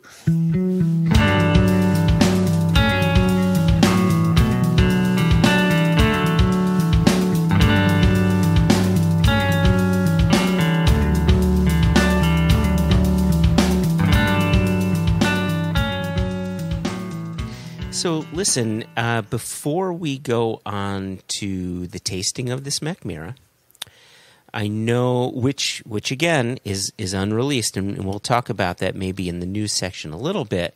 There's a couple of other releases that are about to come out that I wanted to highlight in the news. So I'm not even going to ask you, Jason. It's been a while since we heard the Paperboy's voice, and I kind of miss him, so I'm going to bring him in. Extra, extra! Read all about it! Life story of Playboy Penny! Extra, extra! Extra, extra! Read all about it! Me and that Playboy and trouble. So, we've got two whiskeys coming out. September 8th, I want to say. Do I have that correct? Yes. And these are U.S. The one time you don't make a declarative statement. Let me answer you, Joshua. Go ahead. They are coming September 8th. There you go. September 8th. And these are U.S. exclusives, not just U.S. exclusives, but U.S. online exclusives. Indeed. And so maybe it was last episode, maybe it was the episode before that. I can't remember, but we gave sort of a general overview. But we're going to hyper-focus in on these two. So we've got our 9-year-old Dalyue. See, before you hyper-focus... Okay, all right. Can I draw attention to some history and some present? Yes. It's like, what the hell is Jason talking about? I have no idea what's going to happen right now. I'll give a yes to that.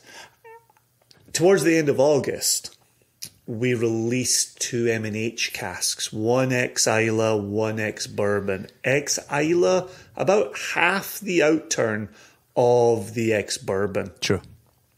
The ex-Isla sold out lickety-split, took just a few days.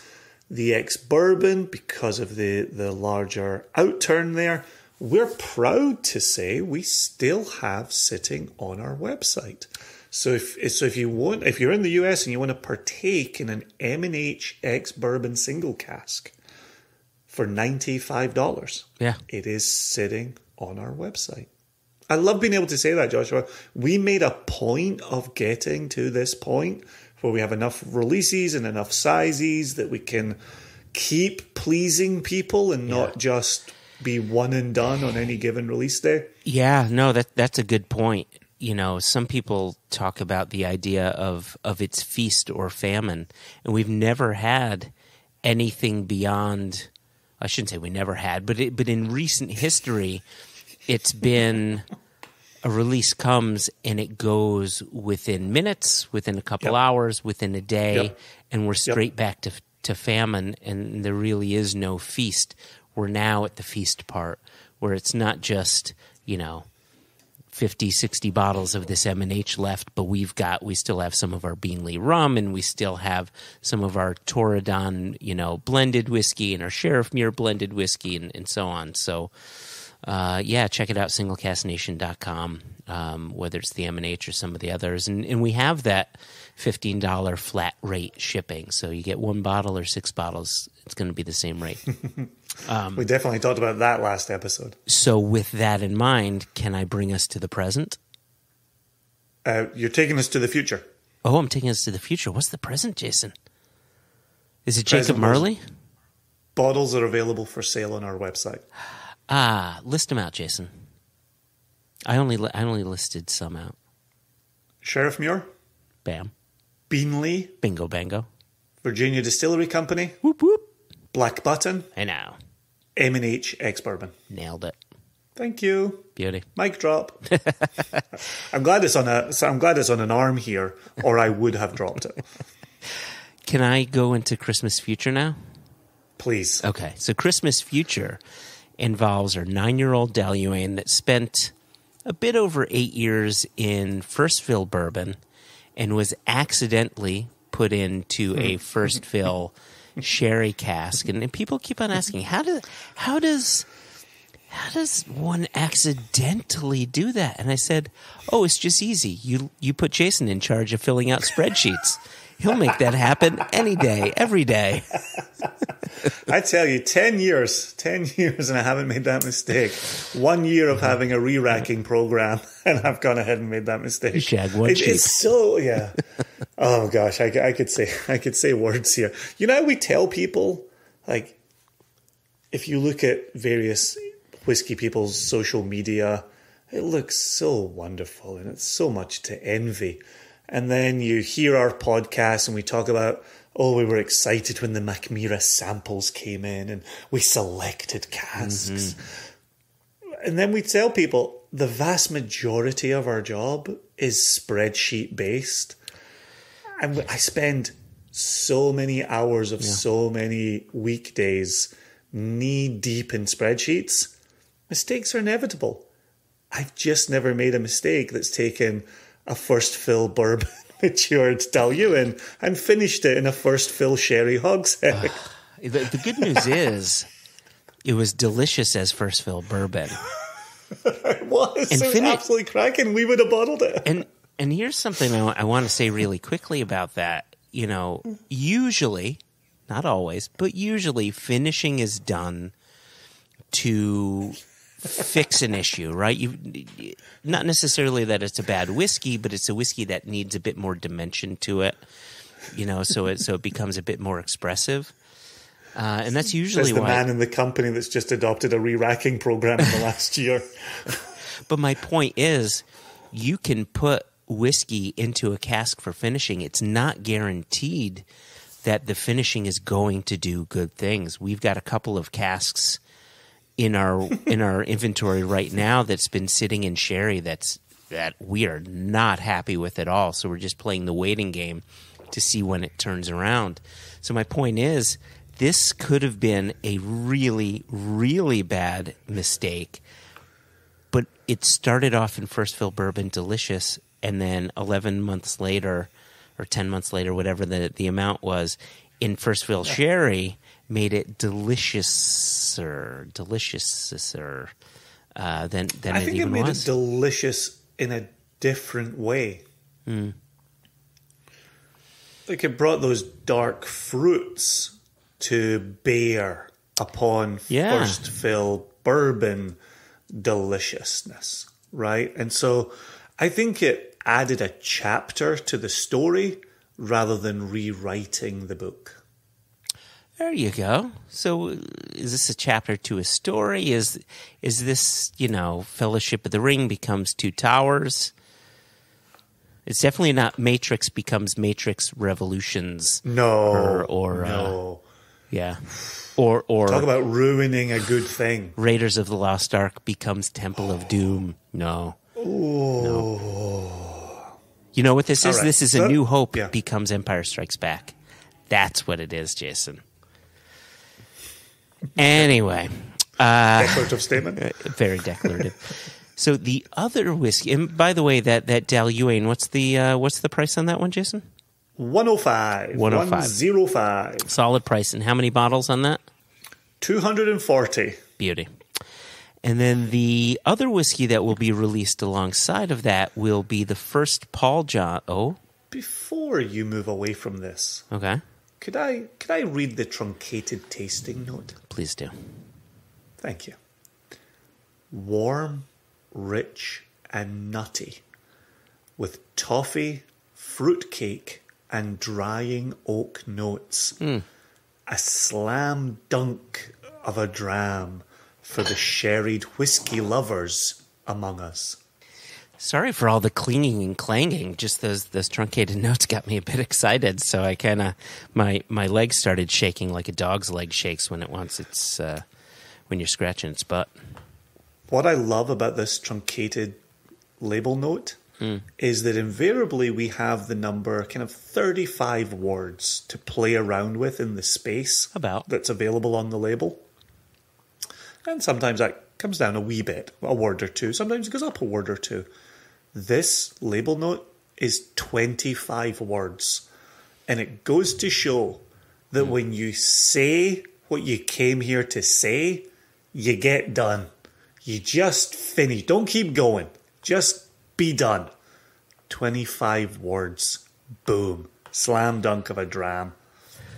So to make you done, I am going to talk about the Paul John. Interesting. I was being fresh. I'm very fresh today. Being very naughty. So the other whiskey that we're releasing at the same time as the Deluane, again on September 8th, Single Cask Nation US online exclusive, is our first Paul John for the US. Ooh, there it goes. And this is a 5-year-old first fill bourbon, but it is peated Deluane, which is like it's almost like a smoky, sorry, did I say peated Deluane? I meant peated Paul John.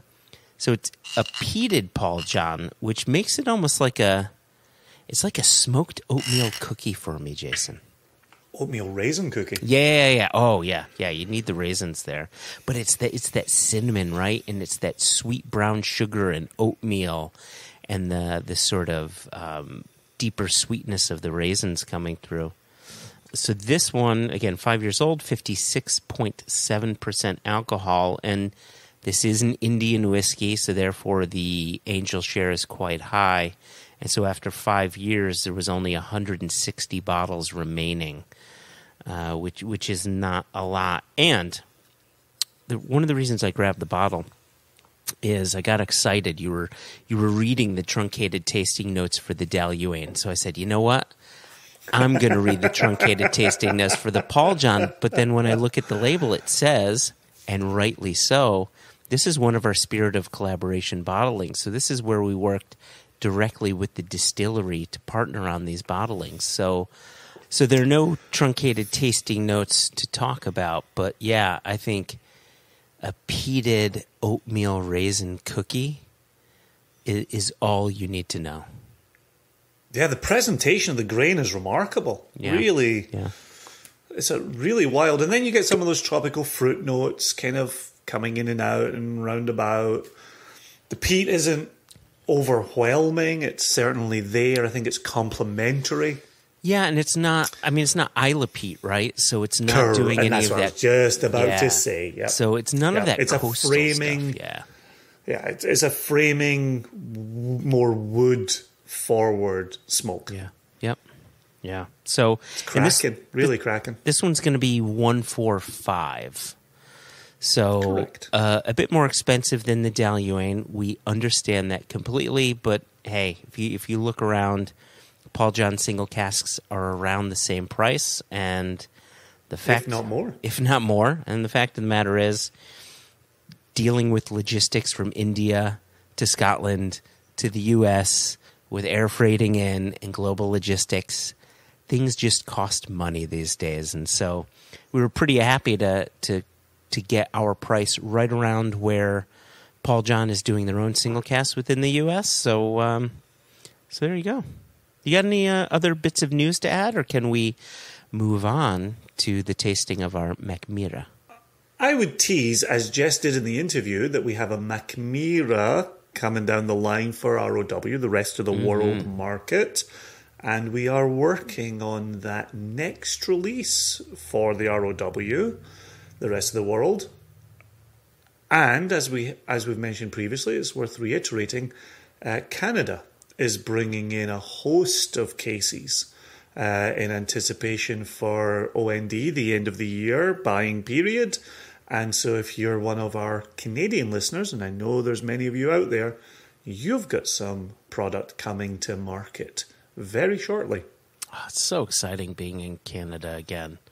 And it's such a great market. Our importers there are fantastic. Their clients, 100%, wonderful. 100%. Being Being able to work with our dear friend, Graham Usher, in his shop has been great. So all of that Absolutely. is very cool. Absolutely. Yeah, no, I'm right there with you, Josh. I agree wholeheartedly. Yep. Jess and Elijah work on Canada, and they're killing it. Our importer's killing it. Graham Usher's killing it. That's fantastic all the way around. Yep. Now that we have all of that business behind us, and I will call that business. I mean, it's fun talking about it, but that really is the businessy end of things. I want to pour a little bit more Mackmyra because, if I'm being honest, I finished what was in my glass. And I want to go over some of these notes. I've finished what was in my glass twice. Oops, that's another big pour. Twice on Sunday? Apparently today is Sunday, even though it's not.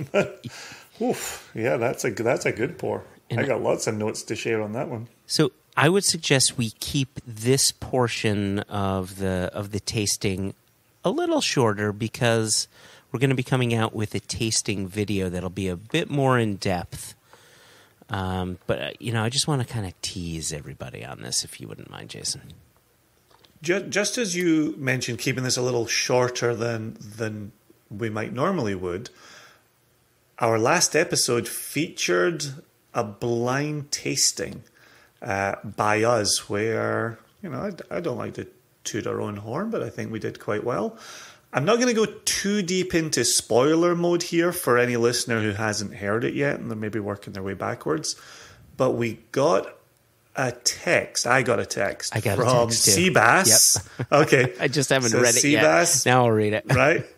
Okay. So Seabass is behind Blind Barrels, and we've been doing the blind tastings. And he led with a compliment, which, I like compliments, not necessarily when they're about Joshua, but he led with fantastic interview with Madhu from Joshua. There you go. Yeah, I don't disagree. I thoroughly enjoyed it myself, and I said it on wax. I have committed to that position. I agree with him wholeheartedly. The opening man love has been a lot, and I have had other people reach out to talk about the opening man love. But hey, you and Madhu, you guys do you. I'm not gonna harsh anyone's mellow. So the part Seabass continues with is, you guys crushed, and I will say here, the blind segment. I haven't named anything. Seriously impressive. And I think the listeners will give you a pass on mistaking a barely legal blank for potentially being a different blank. And then there's a winky face there. So as I said at the time, we need a win wherever we can get a win. Mm-hmm. So long as we don't misidentify our own SCN bottlings for something else, Ben Nevis, spoiler alert, I think we did pretty well that last time out. I really, the fact that we nailed the distillery, I'm clinging on to that. So with that said about the last blind tasting, I wanted to give some context to what you were saying about us keeping this a little bit shorter and us doing our own tasting videos. Oof, there's a treat for people. You can actually watch us taste whiskey and talk at great length about esoteric tasting notes. Indeed. So speaking of esoteric tasting notes, so first off, good oil. The color, I would call that an almost copper or bright copper. I wouldn't call it bourbon color, but it's definitely got some depth to it. Yeah, I definitely wouldn't go. Yeah, it's nowhere near bourbon as I know it. I would call it But it either is- copper or like deep brass. It's got kind of an olive oil kind of presence to it as well. Just the way it turns in the glass. Okay. As Yeah, everybody can see. Well, it does have some gorgeous legs along the glass, so nice. It's going to be viscous. We Absolutely. know this. On As the, ZZ Top said, it's got legs and it knows how to use them. the nose, for me, is a combination of straight up barley. There's like some really good grain presence coming through, but you've got some of that bourboniness coming in as well. There's a bit of toasted coconut. There's a bit of vanilla going on, but then you got things modifying it. There's almost like a melon, like a bright melon note, like a honeydew maybe. Do you know that since we covered soft, when Dan Gryson wrote in to ask about soft, Yeah. we've just done a bunch of tasting notes for the company and a bunch of labels for the company. And I have spent so much time thinking, I would describe that as soft. Oh, here's something else I would describe as soft. I've got soft on the brain, and not just because I had my 48th birthday over the summer, but I'm just thinking soft constantly. And as I'm sitting here with this Mackmyra, it's so delightful on entry. Yeah. Like it's not aggressive, it's not abrasive, and I think that's one of the things for you and I when we first heard Virgin Oak. Like, okay, would this be tight? Would this be a lot on the palate? And it's really not. It disperses its flavors very fairly across the palate and has this lovely softness of experience going on at the same time. Man, there's that. I can't get past that melon note. At first, I was getting it on the nose, but as I'm tasting the whiskey, it's coming through across the palate with some added, like almost a nuttiness coming through. Are you getting that melon, or is it just me? No, okay. No, it's part of that. It's part of the brightness without it being sharp. Yeah, It's yeah. a roundness to it. I think melon is a great quality. Yeah, that is a softer sweetness coming through. That Right. Yeah, there you go. That's a good way. That's a good way of putting it. Right. Yeah. Maybe a little bit of coconut. I think you said coconut on the nose. Yeah, for Did sure. you say coconut on the palate as Yep, well? Yep, toasted coconut. Continuing. It's almost like the slivers, right? Those toasted coconut sliver, not the shredded, like almost dusty stuff, but the actual slivers that you get. That sits there really easy. Really easy.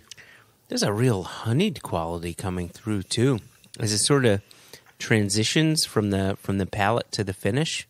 You get this honey kind of quality coming through, and then some of that.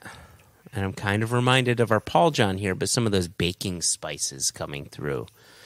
You get the honey, but then you get a bit of that nutmeg and a little bit of ground ginger, very subtle. I wouldn't call this spicy, but it's subtle. For me, those baking spices manifest towards the back of the palate as it transitions into the finish. Yeah. But it's also interesting in this cast strength of 47.4. I'm reminded of our Oishis, and we've talked about our Oishis in different places. You know, natural cast strength at 40, a natural cast strength at 42, 43, and how that affects the drinking of it. So even though you haven't diluted it down, you haven't watered out those lipids, right? Instead, you've still got all the oils, you've still got all the flavors, but much less of the alcohol coming with it. And you and I talk constantly. We have no issue with 66%, 60%, 50%. 47.4. This would be a lovely little breakfast dram. This would be a nice little start to it. Maybe with your oatmeal, maybe with your Paul John oatmeal raisin cookie. Oh yeah. Put it in with your cereal. There's, it's interesting. I'm thinking back to our original comments around selecting this, and this didn't come out so much to my memory as it is now on the finish. the oak presence grows. The oak really comes out without being astringent, but it's enough to tell you, like, this is virgin oak, right? This is charred oak. This didn't hold anything else. So you're getting a good whack of oak without that astringency, but you're getting some of that spice coming through and some of that warmth coming through. I get kind of a chocolate quality as well, kind of across the palate, and then through the finish as well. It's been interesting. Jess and I were having this conversation just the other day about the flavometer. Yeah. And oftentimes, I think of the flavometer a bit like, oh gosh, why am I blanking? An equalizer, right? I think of our flavometer like an equalizer for music, right? Where unless you'd really dialed up the volume, you really wouldn't get all of the bars on your digital equalizer being level. But they would take on a shape, a parabola, if you will. Ooh. And thank you. And that parabola would tell a story. Someone ate a dictionary today. I love it. Yeah, these are not prepared words. Let me just be. You're just I'm not naming reading from a songs sheet right from now. Tool. That's it. What's a Tool song? Parabola. There you go. Right, and that parabola would tell you a story about the music. And one of the things that Jess and I were discussing was, when we're kind of looking at the flavometer, if you were to just simply turn the flavometer on its side, and I know that it's de rigueur to put bottles of whiskey on their side right now. Yeah. So far, Single Cask Nation has not followed suit. But if you put the bottle on its side and you see that flavometer kind of reaching up into the sky instead of going left to right, I think there are moments when a whiskey will tell a story of being rich and oaky, or floral and sweet, right? But it'll go up and it'll come down. It'll go up and it'll come down. It'll look a little bit like a roller coaster. The reason I go into this is because looking at the flavometer on our Mackmyra, the dial has been turned up, and there's less of a rising, falling parabola on here than we encounter in other labels. And I implore our listeners to go find a Single Cask Nation bottle or two or three, hell, buy them all, and have a look at the flavometer on them. This one is showing 4 for floral, 5 for sweet, 7 for rich, 5 for nutty, 6 for spicy, 4 for earthy. Those are notes really dialed up. That volume has been turned up on those. Then it falls back, 1 for smoky. Maybe there's a bit of barrel char in here. And then back up for 4 on oaky. Yeah. It's a pretty pronounced experience. It really is. And as you were going through that, I was thinking to myself, wait a second, why is it 4 on the floral? We did that for a reason. When I went back to the nose, now I remember what you and I said almost in unison. We said, it's like a summer meadow. Right? It's that summer grass. It's the wildflowers. It's that baking heat that kind of activates all those smells and the humid air. Like it's all of it, and that brings out that floral quality. Yeah. It's the dial is up on this one, and yet, like turning up an album that then blows out your eardrums, this at 47.4 has those pronounced notes without any increased alcohol that could potentially blow out your palate, not quite your eardrums. That 47.4 allows this cask to really sing, and to reiterate, we have not diluted it down to that. No. That is how it came out of cask, like an Oishi. I always say Oishi because I really am a big fan of Oishi, and I have a lot of bottles from Oishi. Fukano's the same, am I right in saying that? Fukano has the 40-something ABVs? Exactly, right? Because the process is the same, where they're taking every bit of the distillate, including, the heads to the tails, everything. There's no cuts whatsoever. And the average ABV of that alcohol when you're done distilling ends up being around 45-46%, and they just pop that into the cask. And so there's never going to be an Oishi or Fukano whiskey that will be above 46. Like the ABV is just kind of going to go down, up and down, but slowly on a downwards trajectory. Hence the lower ABV. Cool. Yep. Yeah, it's funny. I like Fukano plenty.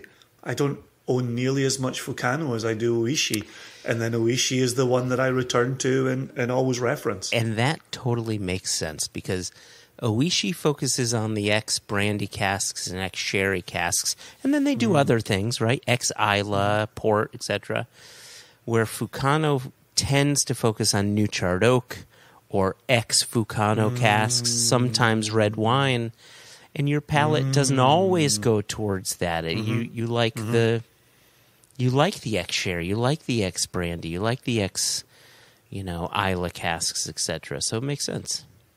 The Mizunara, absolutely right? blew me away. Yep. Absolutely. To be honest with you, since we're always honest on the podcast, I wasn't a big fan of the ex-Isla. The ex-Isla Oishi wasn't. I'm so glad you said that. Oh, can we talk about this just really quickly? Sure. You had the first iteration of the ex-Isla cask, which I have always been honest about. I've never been a fan. It didn't hit. For my palate, I didn't think it worked. I told Chris Udy that, who put it together. And I say to people, do you like this? Awesome. I'm so glad you like it. It doesn't work for me, but I'm glad you like it. I have since tried other iterations of it and think it's cracking. Oh my gosh, it's gotten so good. The Isla character really comes through on the newer versions, where the Isla character I don't think came through properly in the first version. There was a peated quality that came through quite nicely, but the Isla element seemed to be lost for me. And in the newer ones, boom, it's right there, and it works really nicely. I'll get you a sample of some of the new stuff. I have a half a bottle, so when we see Listeners, each other, you heard it here first. Neither one of us will remember this 5 seconds after we hit stop on the recording. Remember what? Next time I'm at your house, what was it I was going to pour for you? All the things. Just start now. Please, just keep it going. We'll just go left to right, and we'll wrap this up in about 3 months. Anyway, back to Mackmyra, the thing we're selling. Oh yeah, that's right. Listen, I really think that this is a cracking whiskey. I've had my fair share of Mackmyras over the years, samples here, bottles there, and have really enjoyed watching the evolution in the ride that they've gone on. I think they've finally landed for what they're doing now. It was nice to see the work in progress, and I think they've landed. And this one is just an absolute cracker of a cask, and I'm so proud to have it. Well, and to get a 2008 cask and get that kind of Mackmyra history is a wonderful, wonderful thing. So yeah, that's a cracker. You would pour that quite happily for any friend that comes over. Oh. You would start with it. You wouldn't build up to it. Even though it's virgin oak, you would start with it at that 47.4, and I think that softness of it. Yeah. Because it is soft. Yeah. I wouldn't be misled by the cask. I would instead go with the alcohol on it. You know what that reminds me of? It reminds me a bit of our, not specifically flavor-wise, but it reminds me a bit of our 24-year-old pre-fire bourbon, where the ABV was a bit lower. I actually think it was 47.4. I think it was a similar ABV. But what was so nice about it is it presented all of those big bourbon flavors in a slightly softer format with that wonderfully spicy finish to it. What did you think the strength was on the bourbon? I thought that it was 47.4. You're exactly correct. Look at that. Two whiskeys at 47.4, and I'm getting the same. And that's how I know.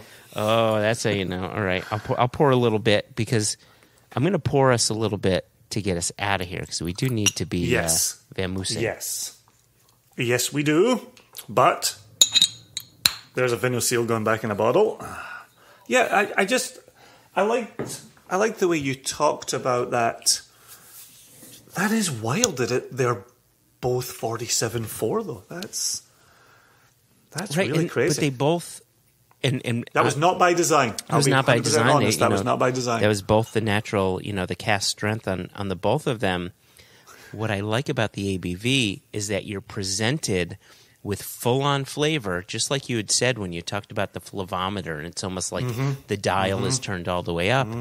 But you're presented with that flavor in an ABV that's just easy.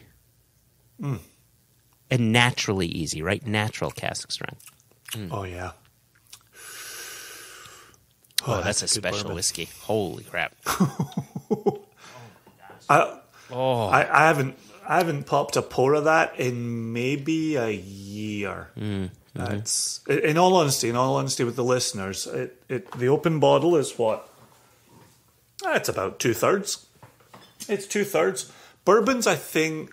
And I'm at 1/3. Oh, there you go. I've got 2/3 left. You've got 1/3 left. Bourbon's not a thing I pour of an evening. It's not a thing I think to reach for. But when I have friends come over, it's a sharer. Yeah. Even Scotch-loving friends, I will often pour them a bourbon and often have a chat around that. And obviously this kind of special Heaven Hill. Oh, and obviously this kind of special undisclosed Kentucky bourbon. Oh, it's so heavenly. It's so heavenly. Listen, I'm going to stand on that hill. Joshua, I'm going to die on that hill. Joshua, I may die on that hill, Joshua, Jason. What? Joshua, What'd I say? You may die on that hill, I'll be honest.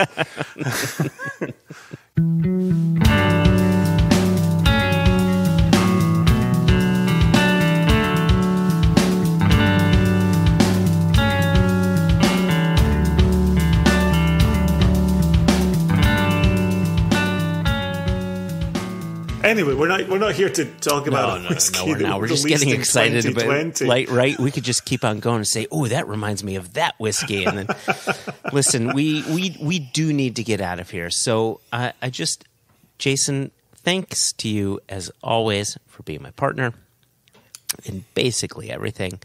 Thanks to Jess for getting out there and doing her first solo interview. Yep, tickety-boo. And to Richard at Mackmyra for being her first interviewee. And, of course, to our listeners, I almost said we wouldn't have a podcast without you, but the fact of the matter is we definitely would have a podcast without you. Maybe not 6 seasons worth of podcasts. We might have given up at some point with no listeners. Yeah, but it's too much fun just sitting, chatting, talking. But so for those of you that do listen, we know there is a good number out there. We truly thank you. We thank each and every one of you from the bottom of our heart. So let us get out of here on that. Jason, listeners, Jess, Richard, I raise my glass to you all, and I say, cheers, big ears. I represent that comment.